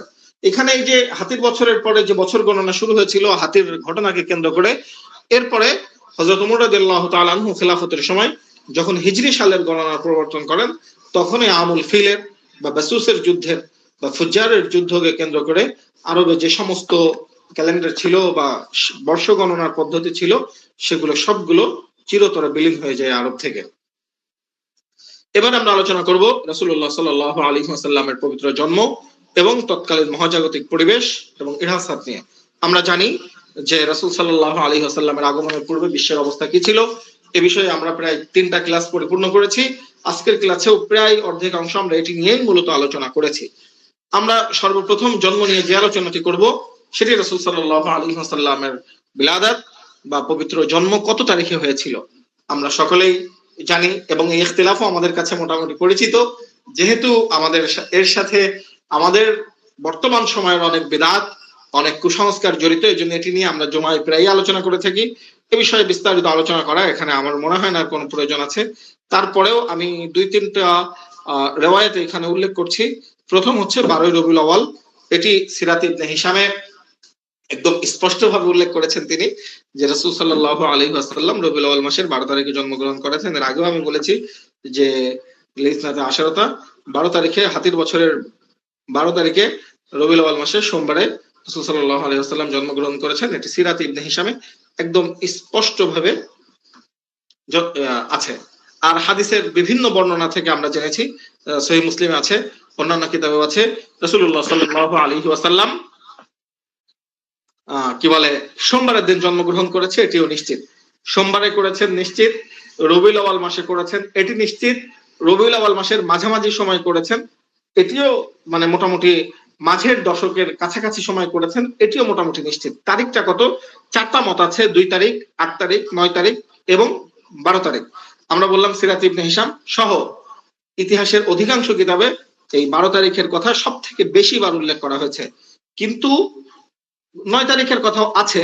তবে আধুনিক যারা গবেষক, বিশেষ করে যারা জ্যোতির্বিজ্ঞানী, মুসলিম জ্যোতির্বিজ্ঞানী, তারা গবেষণা করে দিন, তারিখ, সময়, চন্দ্র, সূর্য ইত্যাদি নিয়ে গবেষণা করে তারা বলেছেন যে রাসূল সাল্লাল্লাহু আলাইহি ওয়াসাল্লামের জন্মগ্রহণের সবথেকে নির্ভরযোগ্য তারিখ হচ্ছে 9 তারিখ। বিশেষ করে 19 শতাব্দীর প্রখ্যাত মিশরীয় গণিতবিদ এবং জ্যোতির্বিজ্ঞানী মাহমুদ পাশা আল ফালাকি, তিনি সূর্যগ্রহণ, চন্দ্রগ্রহণ এবং আমি বললাম যে সূর্য চন্দ্রের অন্যান্য দিন, তারিখ, ঘন্টা, পরিমাপ ইত্যাদি সময় ইত্যাদি হিসাব করে তিনি বলেছেন রাসূল সাল্লাল্লাহু আলাইহি ওয়াসাল্লামের জন্ম তারিখ রবিউল আউয়ালের 12 তারিখ নয়, বরং রবিউল আউয়ালের 9 তারিখ রাসূল সাল্লাল্লাহু আলাইহি ওয়াসাল্লাম জন্মগ্রহণ করেছেন। এই যে গবেষণার ভিত্তি, এটি হচ্ছে রাসূল সাল্লাল্লাহু আলাইহি ওয়াসাল্লামের মানে এই গবেষণার ভিত্তিটা কি সেটা আমি বলছি। গবেষণার ভিত্তি হচ্ছে তারা যে সমস্ত বিষয় চিন্তা করেছেন, এর মধ্যে হচ্ছে সহিহ বুখারী এবং সহিহ মুসলিমে একটা বর্ণনা আছে যে রাসূল সাল্লাল্লাহু আলাইহি ওয়াসাল্লামের পুত্র হযরত ইব্রাহিম রাদিয়াল্লাহু আনহু তিনি যেদিন ইন্তেকাল করেছিলেন সেদিন মদিনায় সূর্যগ্রহণ চলছিল, যা দেখে সাহাবীরা অনেকেই ভেবেছিলেন, যদিও এটা আমাদের এর সাথে আলোচিত বিষয় নয়, তারপরেও আমরা করছি যে রাসূল সাল্লাল্লাহু আলাইহি ওয়াসাল্লামের সন্তান হয়তো সূর্যগ্রহণ দেখে ভয় পেয়ে ইন্তেকাল করেছেন, কিন্তু রাসূল সাল্লাল্লাহু আলাইহি ওয়াসাল্লাম এটি পরবর্তীতে হাদিসে নাকচ করে দিয়েছেন। বাকি এই যে দিন, এই দিনকে ভিত্তি ধরে জ্যোতির্বিজ্ঞানীরা গণনা শুরু করেছিলেন। তো জ্যোতির্বিজ্ঞানের হিসাব অনুযায়ী মদিনার আকাশে যে সূর্যগ্রহণটি ঘটেছিল সেটি 632 খ্রিস্টাব্দের 27 জানুয়ারি, দশম হিজরির 29 মানে নবুয়তের দশম বর্ষ 27 জানুয়ারি এই ঘটনাটি ঘটেছিল এবং এটি হচ্ছে নির্দিষ্ট। এটিকে ভিত্তি ধরে তারা গণনা করতে থাকেন যে পরবর্তীতে রাসূল সাল্লাল্লাহু আলাইহি ওয়াসাল্লাম পূর্বে কত তারিখে জন্মগ্রহণ করেছেন এবং তারা অকাট্যভাবে প্রমাণ করেছেন যে 571 খ্রিস্টাব্দে রবিউল আউয়াল মাসের প্রথম সোমবারটি কোনোভাবেই 12 তারিখ হতে পারে না। সেই মাসের প্রথম সোমবার পড়েছিল রবিউল আউয়ালের 9 তারিখ। আধুনিক কালে যারা গবেষণা করেছেন, নাসা এর যে সফটওয়্যার আছে, পূর্বের যত ক্যালেন্ডার ছিল তত ক্যালেন্ডারের সেখানেও এই হিসাবটি তারা করে দেখিয়েছে যে বার্ষিক ক্যালেন্ডারে আছে রাসূল সাল্লাল্লাহু আলাইহি ওয়াসাল্লাম রবিউল আউয়াল মাসের 9 তারিখ সোমবার ছিল, মানে ওই সময় রবিউল আউয়ালের 9 তারিখ সোমবার ছিল, 12 তারিখ সোমবার ছিল না। এবং আমাদের বর্তমান সময়ের একজন গবেষক কাজী মোহাম্মদ সুলাইমান মানসুরপুরি তার রহমাতুল্লিল আলামিন কিতাবে এবং সফিউর রহমান মুবারকপুরি রাহমাতুল্লাহ আলাইহি তার রাহিকুল মাখতুম কিতাবে এই গাণিতিক হিসাবকে অত্যন্ত কি বলে জোরালো ভাবে সমর্থন করেছেন। যাই হোক, আর যদি আমরা সাধারণ তারিখের হিসাব করি তো রাসূল সাল্লাল্লাহু আলাইহি ওয়াসাল্লামের জন্ম তারিখ ছিল হস্তি বর্ষকে যদি আমরা ধরি সেই হিসাবে রবিউল মানে 571 খ্রিস্টাব্দের 20 বা 22 এপ্রিল রাসূল সাল্লাল্লাহু আলাইহি ওয়াসাল্লাম এর জন্ম তারিখ নিয়ে আমরা মোটামুটি আলোচনা করলাম। তো এই বিষয়ে আপনারা যদি আরো বিস্তারিত জানতে চান, অনেক গবেষণাপত্র, রিসোর্স, কিতাবাদি অনলাইনে অফলাইনে বহু জায়গায় আছে, বা আমরা যে রিসোর্স গুলো আপনাদেরকে সরবরাহ করেছি সেখান থেকে আপনারা দেখে নেবেন। এরপরে হচ্ছে রাসূলুল্লাহ সাল্লাল্লাহু আলাইহি ওয়াসাল্লামের জন্মের পূর্বাপর যে সমস্ত ইরহাসাত দেখা গিয়েছিল সেগুলো নিয়ে আমরা কিছু আলোচনা করব। এর আগে আমরা কিছু আলোচনা করি যে রাসূল সাল্লাল্লাহু আলাইহি ওয়াসাল্লামের আগমন সম্পর্কে পূর্ববর্তী কিতাব সমূহে তো আলোচনা ছিল, এটি নিয়ে আসলে আমাদের আরো বিস্তারিত আলোচনা করা দরকার ছিল, যেটি আমরা নবুয়তের আলোচনা করার সময় আমরা এই ভবিষ্যৎবাণীগুলো নিয়ে বিস্তারিত আলোচনা করব। পবিত্র কোরআনে আল্লাহ রাব্বুল আলামিন বলেছেন যে আর পূর্বে তারা কাফিরদের বিরুদ্ধে বিজয় প্রার্থনা করত, কিন্তু যখন তাদের কাছে এই সত্যটি এলো তখন তারা তাকে অস্বীকার করলো এবং অস্বীকারীদের উপরে আল্লাহ লানত। এরকম আরো অনেকগুলো আয়াত আছে যে আয়াতগুলো দ্বারা বোঝা যায় যে পূর্বের কিতাব সমূহে বা পূর্ববর্তী আহলে কিতাব যে সমস্ত আলেম বা পণ্ডিত ছিলেন তারা রাসূল সাল্লাল্লাহু আলাইহি ওয়াসাল্লামের আগমনের ব্যাপারে জানতেন এবং এ বিষয়ে তারা অবগত ছিলেন এবং তারা পরবর্তী প্রজন্মকে সুসংবাদও দিয়ে আসছিলেন, কিন্তু তারা অস্বীকার করছিল কারণ খ্রিস্টানদের ছিল তারা তাদের মধ্য থেকে নবী আসবে, ইহুদিদের দাবি ছিল তাদের মধ্য থেকে নবী আসবে এবং এটি তাদের আকাঙ্ক্ষা ছিল, এই কারণে তারা এটিকে অস্বীকার করে আসছিল। হযরত আমিনা রাদিয়াল্লাহু আনহা তার অবস্থা এবং আব্দুল্লাহ রাদিয়াল্লাহু তাআলা আনহুর ইন্তেকাল এ বিষয়ে আমরা গত ক্লাসে বলেছি। তারপরেও আজকে আমরা কিছু আলোচনা করি যে রাসূল সাল্লাল্লাহু আলাইহি ওয়াসাল্লামের পিতা তিনি তো একজন যাবিহ ছিলেন, তাকে আল্লাহর জন্য উৎসর্গ করার জন্য রাসূল সাল্লাল্লাহু আলাইহি ওয়াসাল্লামের দাদা তাকে নির্দিষ্ট করেছিলেন, পরে উট কুরবানির মাধ্যমে তাকে আল্লাহ রাব্বুল আলামিন হেফাজত করেছেন। তো এরপরে যেটি হলো রাসূল সাল্লাল্লাহু আলাইহি ওয়াসাল্লাম যখন গর্ভে আসলেন এ বিষয়ে আপনারা অনেক রিওয়ায়াত শুনেছেন, আসলে সেগুলো তেমন নির্ভরযোগ্য কিছু না।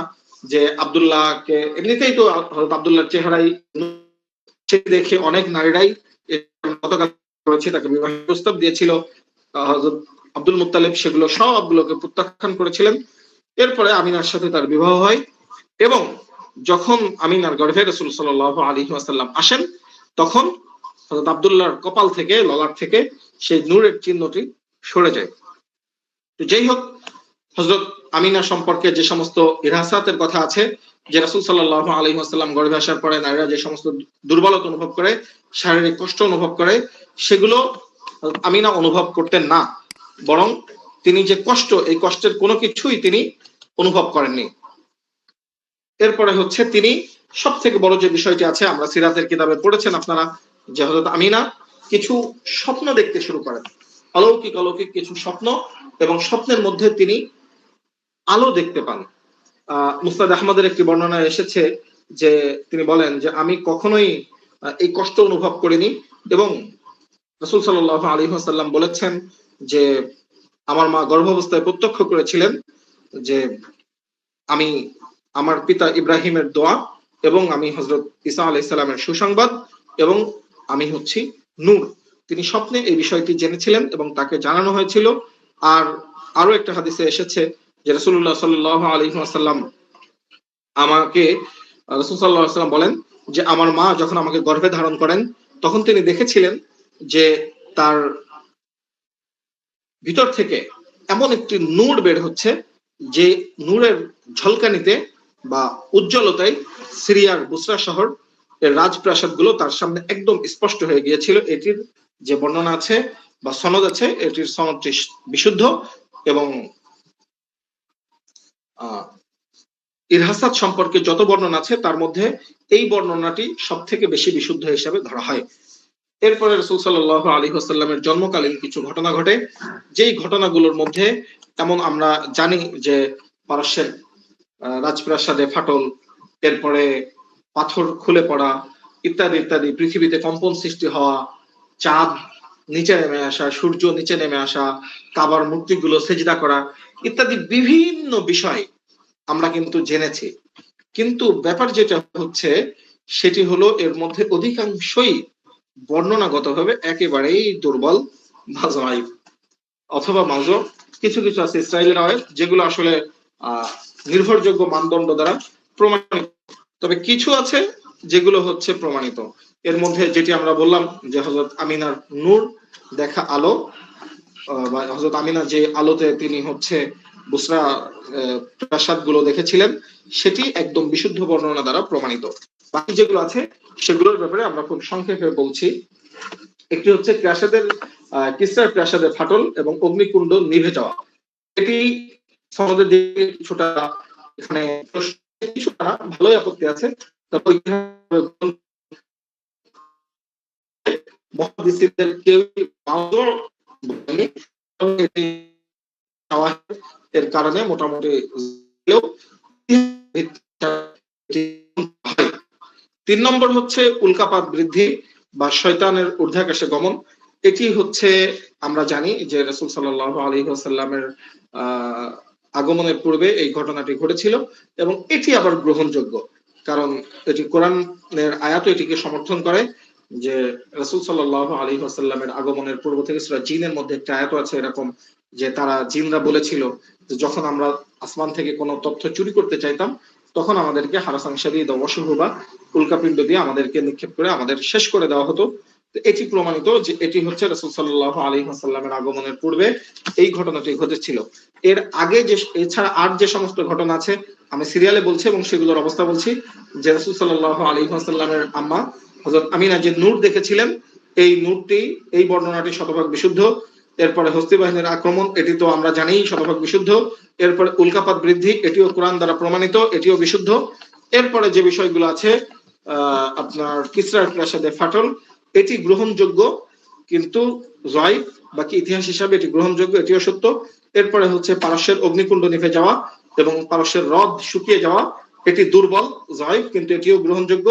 কিন্তু বাকি যে বিষয়গুলো আছে সেটি হচ্ছে জন্মের রাত্রেই মূর্তি উপর হয়ে পড়ে যাওয়া, সকালে সূর্য উদিত হওয়ার সময় সূর্য নিচের দিকে নেমে আসা, আরো বিভিন্ন বর্ণনা ইসরাইলিয়াতের মধ্যে পাওয়া যায় বা ইতিহাসের কিতাবগুলোতে, বিশেষ করে তারিখে তাবারি যদি কেউ মুতালা করেন দেখবেন ওখানে অনেক কিছু আছে, কিন্তু সেগুলো আসলে সবগুলোই মৌজু বা একেবারে অগ্রহণযোগ্য, এই জন্য সেগুলোর আমরা আলোচনা করছি না। এই হলো রাসূল সাল্লাল্লাহু আলাইহি ওয়াসাল্লামের জন্মের ঘটনা। জন্মের পরের যে সমস্ত বিষয় আছে এগুলো নিয়ে এবং হযরত হালিমা রাদিয়াল্লাহু আনহার গৃহে রাসূল সাল্লাল্লাহু আলাইহি ওয়াসাল্লাম যে লালিত পালিত হয়েছিলেন, এই বিষয়গুলো নিয়ে আমরা হচ্ছে আগামী ক্লাসে ইনশাআল্লাহ বিস্তারিত আলোচনা করব। আজকে আমরা একটি সংশয় নিরসন করব। এর আগে আমরা বলেছিলাম যে কিছু বিষয় নিয়ে, ইরহাসাতের কিছু বিষয় নিয়ে এবং আব্রাহার যে ঘটনা আছে, এই ঘটনাকে প্রাচ্যবিদরা, ওরিয়েন্টালিস্টরা অনেকেই অস্বীকার করেন এবং তারা হচ্ছে এগুলোকে কি বলে আপনার মানে অলিক কথা বা রূপকথা হিসাবে তারা এগুলোকে চালিয়ে দেওয়ার চেষ্টা করেন। সেটি নিয়ে আমরা এখন কিছু আলোচনা করার চেষ্টা করব ইনশাআল্লাহ। প্রথম কথা হচ্ছে ওই যে আমি এর আগে সংক্ষেপে বলেছি যে আব্রাহার ঘটনা, এটিকে তারা মহামারী হিসেবে চালিয়ে দেওয়ার চেষ্টা করে এবং এখানে তারা সরাসরি কোরআনকে চ্যালেঞ্জ করে, কিন্তু এটি ঠিক না। প্রথম কথা হচ্ছে আমরা মুমিন হিসাবে আমাদের কাছে সব থেকে বড় যে দলিল সেটি হচ্ছে আল্লাহ রাব্বুল আলামিন তো কোরআনে বলেছেন, তো কোরআনে যেহেতু বলেছেন তো এটি আর মিথ্যা হওয়ার বা ভুল হওয়ার বা এই বিষয়ে সংশয় প্রকাশ করার আমাদের কোনো সুযোগ নাই। কিন্তু ঐতিহাসিকভাবে এটির খণ্ডন কি? সিরাত ইবনে হিশামে এ বিষয়ে বিস্তারিত আলোচনা করা হয়েছে এবং এ বিষয়ে বলা হয়েছে এখানে একটা বিষয় আছে, সেটি হচ্ছে আমরা এর আগেও বলেছি যে প্রাচ্যবিদরা যে সমস্ত আপত্তি উত্থাপন করে সেই সমস্ত আপত্তির ক্ষেত্রে প্রাচ্যবিদরা মানে দুর্বল বা যায়িফ বর্ণনাগুলোকে গ্রহণ করে। আর সেম কাজটা এক্ষেত্রেও হয়েছে। ওই সময় আরবে একটি মহামারীর কথা আছে যে আরবে 500 মানে 6ষ্ঠ শতাব্দীতে একটি মহামারী হয়েছিল, যে মহামারীতে অনেক লোক মারা গেছে। তো এটিকে তারা জোড়াতালি দিয়ে কোনোভাবে এই আব্রাহার বা হস্তি বাহিনীর ঘটনার সাথে মিলিয়ে দেওয়ার চেষ্টা করে। কিন্তু ইসলামিক স্কলাররা এটিকে সম্পূর্ণভাবে বলেছেন যে এটি কোনোভাবেই এই আব্রাহার যে ঘটনা বা যে 570 খ্রিস্টাব্দে যে ঘটনা ঘটেছে এই বছর আর এই কি বলে আপনার মহামারীর বছর, এটি এক নয়। একটি প্রাচীন, এখানে সব থেকে বড় প্রমাণ কি? বড় প্রমাণটা হচ্ছে, দেখেন, এটি যদি ওই মহামারীর কারণেই হতো বা প্রাকৃতিক দুর্যোগ হিসাবে তারা সব থেকে তাদের বড় যে মানে শব্দ প্রাকৃতিক দুর্যোগ, প্রাকৃতিক দুর্যোগ হিসাবে যদি এটি হতো, তাহলে হাতিগুলো কেন বসে পড়ছিল? এটি তো ঐতিহাসিকভাবে প্রমাণিত সত্য। সকল ঐতিহাসিকগণ এটিকে স্বীকার করে নিয়েছেন যে হাতি মাহমুদ এটি কোনোভাবেই কাবার দিকে যাচ্ছিল না। তো এটি কেন করলো? যদি এটি প্রাকৃতিক দুর্যোগ বা হাম বা গুটি বসন্তের কারণে এটি বা প্লেগের কারণে এটি হবে, তো মাহমুদের কি প্লেগ হয়েছিল? আর মাহমুদ কি অসুস্থ ছিল? সে যদি অসুস্থ থাকে, তো সে অসুস্থ থাকা অবস্থায় সিরিয়ার দিকে ঘুরাইলে সে চলে যাচ্ছিল, সে কি বলে ইয়েমেনের দিকে ঘুরাইলে সে চলে যাচ্ছিল, তাহলে সে কেন যখনই কাবার দিকে ঘোরানো হচ্ছিল তখন সে কেন চলছিল না? আচ্ছা, এখানে একটা কথা আরেকটা উত্তর দেওয়া যায় যে তারা যে বসন্তের কথা বলছিল বা প্লেগের কথা বলে, হতে পারে যে আল্লাহ রাব্বুল আলামিন আবাবিলের মাধ্যমে যে পাথর নিক্ষেপ করেছিলেন সেই পাথরের তেজস্ক্রিয়তার ফলে তাদের শরীরে এমন ভাবে ক্ষত সৃষ্টি হয়েছিল, যেই ক্ষতগুলো আমরা হয়তো এখন দেখি না। আরবের গুটি বসন্ত একসময় আমাদের দেশেও হতো এরকম গুটি বসন্ত। গুটি বসন্ত হলে মানুষের শরীরে বড় বড় ক্ষত হয়ে যেত। হতে পারে কোনো কারণে যে আবাবিল এর যে পাথর ছিল, এই পাথরের আঘাতে তাদের শরীরে গুটি বসন্তের মতো বড় বড় কোনো ক্ষত হয়েছিল। ক্ষতগুলোর কারণে কোন কোন ঐতিহাসিকগণ প্লেগ বা বা হামের তাদের কিভাবে বা তাদের বর্ণনায় কোন কোন বর্ণনাকারী এসেছেন।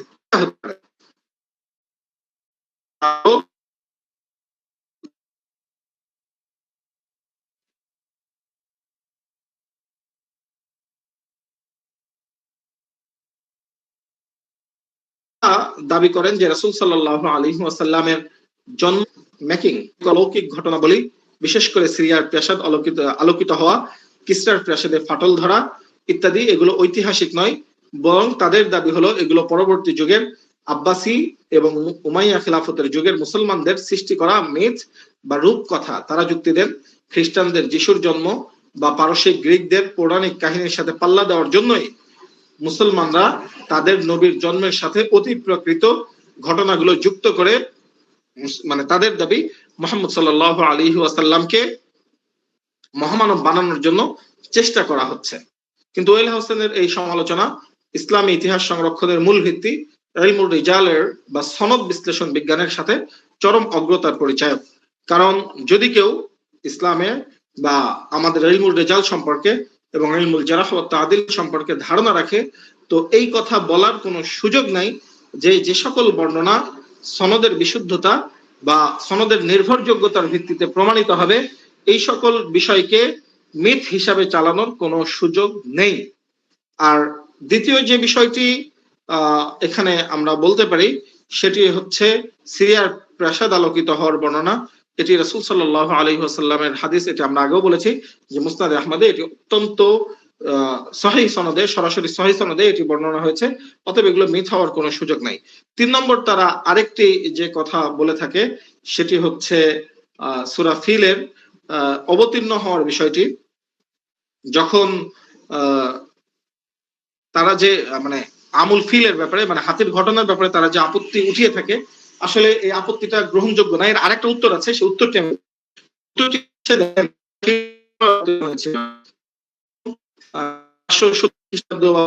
খ্রিস্টাব্দের সেই সময়ে সম্পূর্ণ যুবক ছিল যারা, যেমন যদি আমরা বলি আবু তালিব, আবু সুফিয়ান, ওয়ালিদ ইবনে মুগিরা, এরা সবাই জীবিত ছিলেন। এরা সবাই শুধু জীবিত ছিলেন তা না, এরা তখন মানে সজ্ঞানে সুস্থ মস্তিষ্কে জীবিত ছিলেন এবং এই লোকগুলো হাতির বছরের ঘটনা সরাসরি দেখেছে। তো সূরা ফিলে যে ঘটনা বা সূরা ফিলে হাতির যে ঘটনা যেভাবে বর্ণনা করা হয়েছে আব্রাহার বাহিনীর, এই ঘটনার মধ্যে যদি এটি মিথ বা রূপকথা বা কোনো বানানো ঘটনা হয়, তাহলে মক্কায় তখন যারা কাফের ছিল, যারা ইসলামের ভুল ধরতো, যারা কোরআনের ভুল ধরা কোরআনকে অস্বীকার করত, তারা তখন কোরআনকে অস্বীকার করার জন্য এই সূরা ফিল বা হাতির বাহিনীর এই ঘটনাকে বানোয়াট বা রূপকথা বলে তারা এই যুক্তি দাঁড় করাতো যে আসলে পুরা কোরআনটাই বানোয়াট। কিন্তু এই কথা কেউ, কোনো জাহেল মানে কোনো মুশরিক যারা ইসলাম গ্রহণ করেনি, তারা কেউ এই কথা স্বীকার করেনি বা কেউ এই দাবি কোনোদিন তোলেনি যে কোরআনে হাতির বছরের বা আব্রাহার বাহিনীর যে ঘটনা বর্ণিত হয়েছে এখানে অতি কথন আছে, এখানে বাড়াবাড়ি আছে, এখানে ভুল বা ঘটনার বাস্তব বিবরণ নেই, এই যুক্তি কেউ দেয়নি। আর যেহেতু এই যুক্তি কেউ দেয়নি, তার দ্বারা বোঝা যায় যে হচ্ছে কোরআনে হাতির বাহিনীর যে ঘটনা বর্ণনা করা হয়েছে এটি শতভাগ সত্য। এর মধ্যে কোনো, কোরআন তো শতভাগ সত্য আমরা এমনিতেই বিশ্বাস করি, কিন্তু সেই সময় যারা চাক্ষুষ সাক্ষী ছিল, যারা হাতির এই আব্রাহার বাহিনীর এই ঘটনা দেখেছে, তারা সরাসরি জীবিত ছিল, তো তারা কেউ যেহেতু এই বর্ণনার ক্ষেত্রে বা এই ঘটনার বিবরণের ক্ষেত্রে কেউ আপত্তি উঠায়নি, তার দ্বারা বোঝা যায় যে জন্মের পূর্বের ইতিহাস বা এই সমস্ত অলৌকিক ঘটনাগুলো সত্য, এবং যেগুলো আমাদের সনদ দ্বারা প্রমাণিত, নির্ভরযোগ্য সনদ দ্বারা যেগুলো আমরা স্বীকার করি, এগুলোর ক্ষেত্রে এটিকে মানে অস্বীকার করার কোনো সুযোগ নেই। এখানে আরেকটা বিষয় একটি আলোচনা করা যায় যে আসলে এই ঘটনাগুলোর দ্বারা পৃথিবীতে এই ঘটনাগুলোর প্রভাব কি, বা এই ঘটনাগুলো আল্লাহ রাব্বুল আলামিন ঘটালেন কেন। এর সব থেকে বড় কারণ হচ্ছে সমগ্র বিশ্বকে একটা বার্তা দেওয়া যে সারা বিশ্ব যে একটি সংকটের মধ্য দিয়ে যাচ্ছিল, একটি নতুন ত্রাতা, নতুন ত্রাণকর্তার জন্য অপেক্ষা করছিল। রোমানরা অপেক্ষা করছিল, তারপরে আপনার ইহুদিরা অপেক্ষা করছিল, আরবের লোকেরা অপেক্ষা করছিল, খ্রিস্টান সবাই অপেক্ষা করছিল যে একজন মুক্তিদাতা আসবেন। তো এই অপেক্ষার অবসান ঘটানো বা অপেক্ষার অবসান ঘটেছে বা ঘটতে যাচ্ছে, বা যেই ব্যক্তি এটি ঘটাবেন, যার মাধ্যমে বিশ্বে আমরা বলেছি যে নতুন বিশ্ব ব্যবস্থার সূচনা হবে, তার আগমন এই পৃথিবীতে ঘটে গেছে, তার জন্ম এই পৃথিবীতে ঘটে গেছে, এটি বিশ্ববাসীকে বোঝানোর জন্য আল্লাহ রাব্বুল আলামিন এই সমস্ত অলৌকিক ঘটনাবলী ঘটিয়েছিলেন।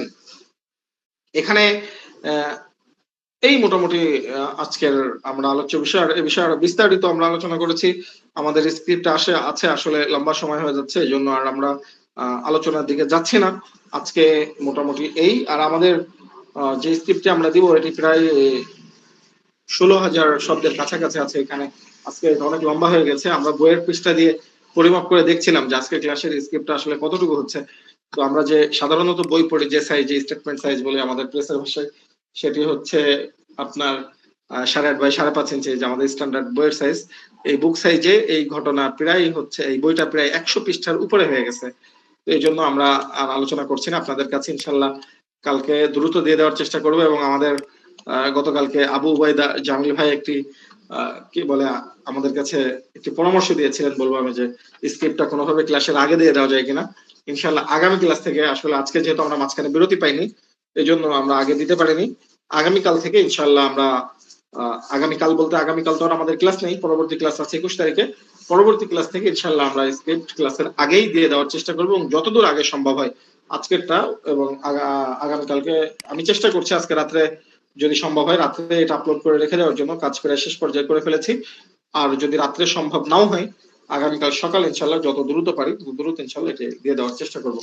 তো এই পর্যন্তই আজকে আমাদের কথা শেষ। আজকের কথাটা অনেক বেশি অগোছালো হয়ে গেছে, এই জন্য আমি আন্তরিকভাবে দুঃখিত। ইনশাল্লাহ এখন যদি কারো কোনো সংক্ষিপ্ত প্রশ্ন থাকে করেন, এরপরে আমরা শেষ করে দেবো ইনশাল্লাহ। অনেক লম্বা হয়ে গেছে আজকেও।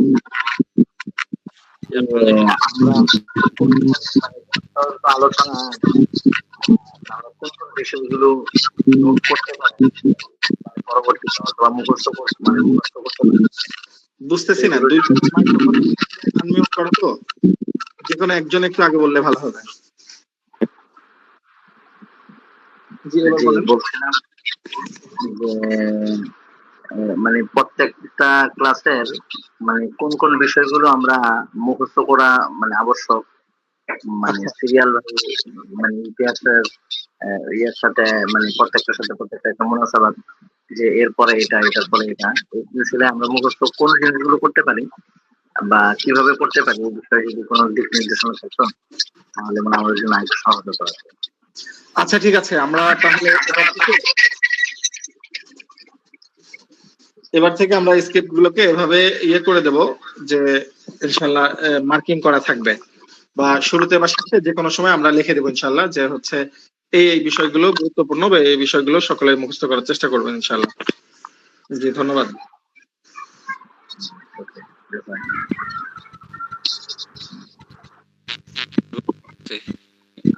আমার একটা বিষয় যে ইলিয়াস এবং আব্রাহা যে ঘটনা বলছেন, এখানে আরিয়াসের গোলাম কি আব্রাহাকে আঘাত করেছিল? জি বুঝি না আবার। আরিয়াস এবং আব্রাহার যে একটা হয়েছিল সেনাপতি এবং জি জি জি জি এদের মধ্যে যে সংঘর্ষটা বা যুদ্ধটা হয়েছিল, জি মূল যুদ্ধের মধ্যে আরিয়াসকে তো আব্রাহাম আঘাত করেছিল, আশরাম দেওয়া হয়েছিল। জি পরে আশরাম এর গোলাম আব্রাহাম আঘাত করেছিল নাকি, বিষয়টা এটা আমার কাছে স্পষ্ট। এখানে আরিয়াত আর আব্রাহার মধ্যে সংঘর্ষ ছিল। আরিয়াতের আঘাতে আব্রাহা আহত হয়েছিল, আহত হয়ে তার নাক এবং ঠোঁট কেটে যায়, কানের কিছু অংশ কেটে যায়, এই কারণে আব্রাহাকে আশরাম বলা হয়। তখন দেখলো যে আব্রাহা পরাজিত হয়ে যাচ্ছে, তখন আব্রাহার গোলাম আরিয়াতের উপরে আক্রমণ করে এবং আক্রমণ করে আরিয়াতকে হত্যা করে। আরিয়াতকে হত্যা করার পরে আব্রাহা হচ্ছে ইয়ামেনের ক্ষমতা দখল করে। যখন সে নিজেকে ক্ষমতা দখল করে, সে প্রথম নিজেকে স্বাধীন হিসাবে দাবি করে। দাবি করলে বাদশা নাজ্জাশী অনেক বেশি রাগান্বিত হয়ে যায়। রাগান্বিত হয়ে তিনি হচ্ছে আব্রাহার বিরুদ্ধে বাহিনী প্রেরণের জন্য প্রস্তুতি গ্রহণ করে। যখন আর আব্রাহা দেখলো একদিকে তার অঞ্চলে ইয়ামেনে আরিয়াতের অনুসারীরা আছে, তারা যদি সুযোগ পায় তো আব্রাহাকে হত্যা করে আব্রাহার উপরে হামলা করবে বা আব্রাহার অনুসারীদের উপরে হামলা করবে। অন্যদিকে নাজ্জাশীর বাহিনী এসে তার উপরে এসে আবার হামলা করবে।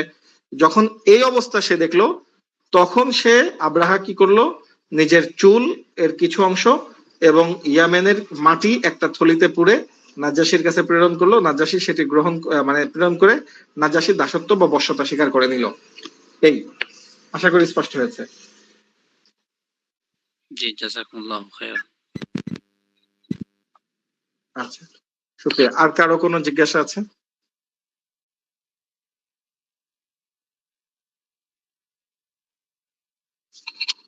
আচ্ছা, যে আরেকটা প্রশ্ন, এই যে আমুল ফিল তো 570 খ্রিস্টাব্দে হয়েছিল, জি খ্রিস্টাব্দের কোন মাসে বলতেন? মানে 570 খ্রিস্টাব্দের কোন মাসে বলতে মানে ইংরেজি কোন মাসে? এটা আমুল মানে মানে বস্তি বাহিনীর যে তারা আক্রমণ করেছিল কাবার মধ্যে, এটা কোন মাসে ছিল এটা যদি বলতেন। মানে আপনি বলতে চাচ্ছেন ইংরেজি কোন মাসে হয়েছিল? আপনি বলেছিলেন যে 40 দিন বা 50 বা 55 সাল্লাল্লাহু আলাইহি সাল্লামের জন্ম হয়েছিল।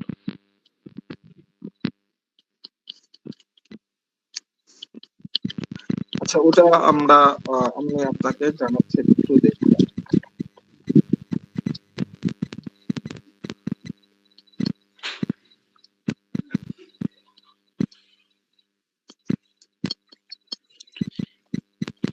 অনেকে ওস্তাদ যদি বলে রাসূল করিম সাল্লাল্লাহু আলাইহি ওয়াসাল্লাম 570 খ্রিস্টাব্দে জন্মগ্রহণ করেছেন, সে কথাটা আসলে ভুল। তাহলে জানলাম যে 500, অনেকে যে আমরা শুনি যে ইতিহাস সিরাত 570 খ্রিস্টাব্দে রাসূল করিম সাল্লাল্লাহু আলাইহি ওয়াসাল্লাম জন্মগ্রহণ করেছেন, এটা তাহলে মিথ্যা। 571 খ্রিস্টাব্দে জন্মগ্রহণ করেছেন, তাই?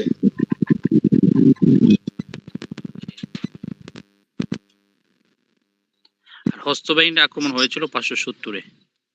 জি হস্তি বাহিনীর আক্রমণ হয়েছিল 570 খ্রিস্টাব্দে। 70 খ্রিস্টাব্দে, এরপরে 50 দিনের 50 বা কথা মনে হয় আপনি বলেছিলেন, তাহলে মনে হচ্ছে এটা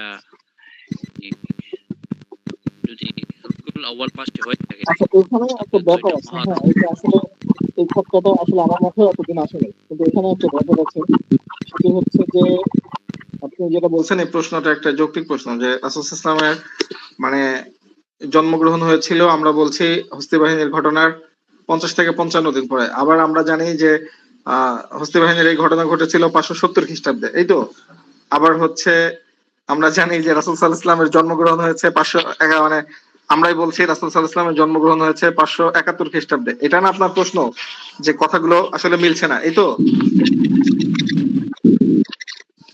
আচ্ছা, এখানে একটা মৌলিক ভুল পুরাটাই আমরা জানি, সেটা হচ্ছে এই যে ঘটনা, এই ঘটনা হচ্ছে কোনটাই 570 খ্রিস্টাব্দে না। মানে সব থেকে গ্রহণযোগ্য মত অনুযায়ী রাসূল সাল্লাল্লাহু আলাইহি ওয়াসাল্লামের জন্ম এবং হস্তি বাহিনীর ঘটনা দুইটাই 571 খ্রিস্টাব্দ, 570 খ্রিস্টাব্দ অথবা 571 খ্রিস্টাব্দ, দুইটা মোটামুটি আছে। কিন্তু মূলত গ্রহণযোগ্য মতামত হচ্ছে রাসূল সাল্লাল্লাহু আলাইহি ওয়াসাল্লামের জন্ম এবং মানে কি বলে আপনার মানে হাতির বাহিনীর যে ঘটনা, আব্রাহার যে ঘটনা, এই দুইটাই হচ্ছে 571 খ্রিস্টাব্দের। এখানে একটা মজার ব্যাপার আছে, টুইস্ট আছে। টুইস্টটা হচ্ছে আরবে কখনোই ইংরেজি বছর গণনা করা হতো না, ঠিক আছে? তো আরবে বছর গণনা করা হতো, আমি আগেই বললাম যে হারবুল ফুজারের বছরের এত বছর পরে, এত মাস পরে, ফুজার যুদ্ধের এতদিন আগে এতদিন পরে, বাসুসের যুদ্ধের এতদিন আগে এতদিন পরে, এমনকি যখন থেকে হাতির বছরের ঘটনা ঘটছে, তো হাতির বছরের ঘটনার মানে হাতির বছরের এতদিন পরে বা এতদিন পরে, এতদিন পরে বা এতদিন পরে এই কাজ হয়েছে, বা যেই বছর হাতির ঘটনা ঘটছে ওই বছর রবিউল আউয়াল মাসে এই ঘটনা ঘটছে। আরবে বছর গণনা সিস্টেমটা ছিল এরকম। এখন আমরা যে ইংরেজি বা খ্রিস্টাব্দ ধরে যে তারিখগুলো আমরা বলি বা ঐতিহাসিকরা বলে, এগুলো সবগুলোই হচ্ছে পরবর্তীতে দিন গণনার ভিত্তি করে আর কি ধরা হয়। আরবি এবং ইংরেজি বছরের যে দূরত্ব আছে আমরা জানি, প্রত্যেক বছর 11 দিন 12 দিন করে দূরত্ব হয় সূর্য এবং মানে আরবি আর ইংরেজি বছর না, এটি মূলত ঘটে হচ্ছে সৌর বছর এবং চান্দ্র বছরের মধ্যে দূরত্বটা হয়। সৌরবর্ষ এবং চান্দ্রবর্ষ এই দুইটার টাইমিং এর যে ডিস্টেন্স থাকে, পৃথিবীর সূর্য এবং চন্দ্র পৃথিবীকে কেন্দ্র করে যে ঘুরে, এই টাইমিং এর ডিস্টেন্সের কারণে সূর্যের গতিটা একই থাকে বৈজ্ঞানিকদের ভাষায়, চন্দ্রের গতি চেঞ্জ হয়, এই কারণে মাস 29-30-এ চেঞ্জ হয়। কিন্তু ইংরাজি মানে সৌরবর্ষ, যদি ওগুলো সবই সৌরবর্ষ বলে ওরা, কিন্তু ওরা একটা ক্যালেন্ডার ফিক্স করে নিছে পরবর্তীতে খ্রিস্টাব্দরা, এই হিসাবের ক্ষেত্রে গিয়ে গরমিলটা ঘটে। এবং এই ক্ষেত্রে শুধু যে রাসূল সাল্লাল্লাহু আলাইহি ওয়াসাল্লামের জন্ম এটা না, আপনি যদি কোনো ইংলিশ রিসোর্স থেকে বদর যুদ্ধের তারিখ সার্চ দেন, তাও দেখবেন যে এরকম দুইটা সোর্স বলবে। প্রত্যেকটা ঘটনার ক্ষেত্রেই ওই এক বছরের একটা গ্যাপ থেকে যায়। তো আমাদের মুখে মুখে ছড়িয়ে গেছে 570 খ্রিস্টাব্দ, কিন্তু ঐতিহাসিকদের মতে আমি যতদূর পেয়েছি বা আমার কাছে যে এটা ছিল, এখন যেটা দেখছি সেটি হচ্ছে যে আপনি যেটা প্রশ্ন করেছেন যে হাতির ঘটনা ইংরেজি কত তারিখে ঘটেছে, এটি হচ্ছে ফেব্রুয়ারি মাসের শেষ ভাগ এবং মার্চের প্রথম দিকে এই ঘটনা ঘটেছে। এরপরে একই বছর 570 অথবা 571, নির্ভরযোগ্য মতামত হচ্ছে 571 খ্রিস্টাব্দের এপ্রিল মাসের 20 অথবা 22 তারিখে, 9 অথবা 12 তারিখে, আবার এখানে দেখেন একটা ডিস্টেন্স হচ্ছে 9 তারিখ আর 12 তারিখের মধ্যে কিন্তু 3 দিন হয়ে যাচ্ছে। ইংরেজি তারিখ যখন আমরা বলছি 20, 21, 22, মানে 9 এর পরে দুইটা তারিখ থাকতেছে 10, 11, কিন্তু ইংরেজি বলতে গেলে 20 অথবা 22 লেখছে সবাই। যারা দেখেন ওই আমি যদি এখন বলি, আমরা যে আমাদের যে সমস্ত কিতাব আছে ইতিহাসের, আমরা যেগুলোকে ফলো করি, আরবি সোর্স রিসোর্স বুক বা আরবি কিতাব বা মুসলিম ঐতিহাসিকদের কিতাব, এগুলো কোনোটাতেই কিন্তু ইংরেজি তারিখ নাই, ঠিক আছে? এর সবগুলোই হচ্ছে পরবর্তীতে পশ্চিমা গবেষক যারা তারা করে বের করেছেন। যাই হোক, তো যেটা বললাম, আপনার যে প্রশ্নের স্ট্রেট ফরওয়ার্ড উত্তর হচ্ছে 571 খ্রিস্টাব্দের ফেব্রুয়ারি মাসের শেষ ভাগে এবং মার্চের শুরুর ভাগে এই আব্রাহার বাহিনীর এই ঘটনা ঘটেছে। এই যুদ্ধ সংগঠিত হয়েছে কত তারিখ এটি স্পেসিফিক ভাবে কোথাও তেমন নাই। বাকি হচ্ছে রাসূল সাল্লাল্লাহু আলাইহি ওয়াসাল্লামের যে জন্ম তারিখ, সেটি আরবি তারিখের উপরে ভিত্তি করেই বলা হয় যে 571 খ্রিস্টাব্দের 20 অথবা 22 এপ্রিল, অর্থাৎ আব্রাহার যুদ্ধের ঠিক ওই দেখেন 50 বা 55 দিন পরেই হচ্ছে রাসূল সাল্লাল্লাহু আলাইহি ওয়াসাল্লাম জন্মগ্রহণ করেছেন। আচ্ছা, এখানে একটা ব্যাপার আছে, সেটি হচ্ছে যে কিছু কিছু দুর্বল বর্ণনায় আছে। আমরা যদি আপনি ওই যে আমাদের দেশের তথাকথিত মুহররমের ফজিলত গুলো পড়ে থাকেন, ওখানে একটা কথা আছে যে আল্লাহ রাব্বুল আলামিন আব্রাহার বাহিনীকে ধ্বংস করেছিলেন আশুরার দিনে, ঠিক আছে। তো আসলে এই বর্ণনার তেমন কোনো গ্রহণযোগ্য ভিত্তি নাই। বাকি আব্রাহার যে ঘটনা এটি মুহররমে ঘটেছে এটা নিশ্চিত। আর এরপরে সফর রবিউল আউয়াল মাসে গিয়ে রাসূল সাল্লাল্লাহু আলাইহি ওয়াসাল্লাম জন্মগ্রহণ করেছেন। এই আশা করি আপনি জি, জাযাকাল্লাহ। কিছুটা উত্তর পেয়েছেন। দিন যে পার্থক্যটা বলেছেন এটা 55 জি মনে হয় 50 বা 55 কথা বলেছিলেন কিনা? জি, যে 50 বা আব্রাহার 55 দিনের একটা পার্থক্য আছে। হ্যাঁ, এটিও মানে এই দুইটা মতই আছে, যে হয় 50 দিন নাইলে 55 দিন। এই এখানে আর তেমন কোনো ইয়ে পাওয়া যায় না যে অনেক সংখ্যা এরকম না। মানে মুহররম থেকে রবিউল আউয়াল এর ভিতরে। মুহররমে হয়েছে এটাও নিশ্চিত, রবিউল আউয়ালে রাসূল সাল্লাল্লাহু আলাইহি ওয়াসাল্লামের জন্ম এটাও নিশ্চিত। আর এর দূরত্ব তো অবশ্যই 50-55 দিনের বেশি হওয়ার কোনো সুযোগ নেই।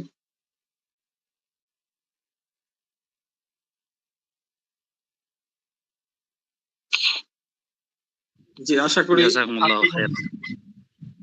জি, শুকরিয়া, আলহামদুলিল্লাহ। আপনাদের এই এক একটা প্রশ্ন আমাদের মানে যে অনুসন্ধানের যে সফর, এই সফরকে আরো অনেক বেশি সূক্ষ্ম এবং বেগবান করে তুলছে। এবং আমরাও যেমন আপনার এই প্রশ্নটার না করলে আমি নিজেও আসলে এই বিষয়টা আমার কাছে অতটা, আমি নিজেও কখনো চিন্তাও করে দেখিনি যে 570 খ্রিস্টাব্দে আব্রাহার জন্ম মানে যুদ্ধের ঘটনা বলছি, আবার 571 খ্রিস্টাব্দে। এটা আসলে একটা ইয়ে ছিল। আশা করি আপনাদের এরকম প্রশ্নগুলো আমাদের এক একটা জিজ্ঞাসায় আমাদের আরো নতুন নতুন তথ্য উদ্ঘাটনে সহযোগিতা করবে ইনশাআল্লাহ। শুকরিয়া। তো আজকের মতো আমরা শেষ করি। আসসালামু আলাইকুম ওয়া রাহমাতুল্লাহি ওয়া বারাকাতুহু। ওয়া আলাইকুম আসসালাম ওয়া রাহমাতুল্লাহি ওয়া বারাকাতুহু।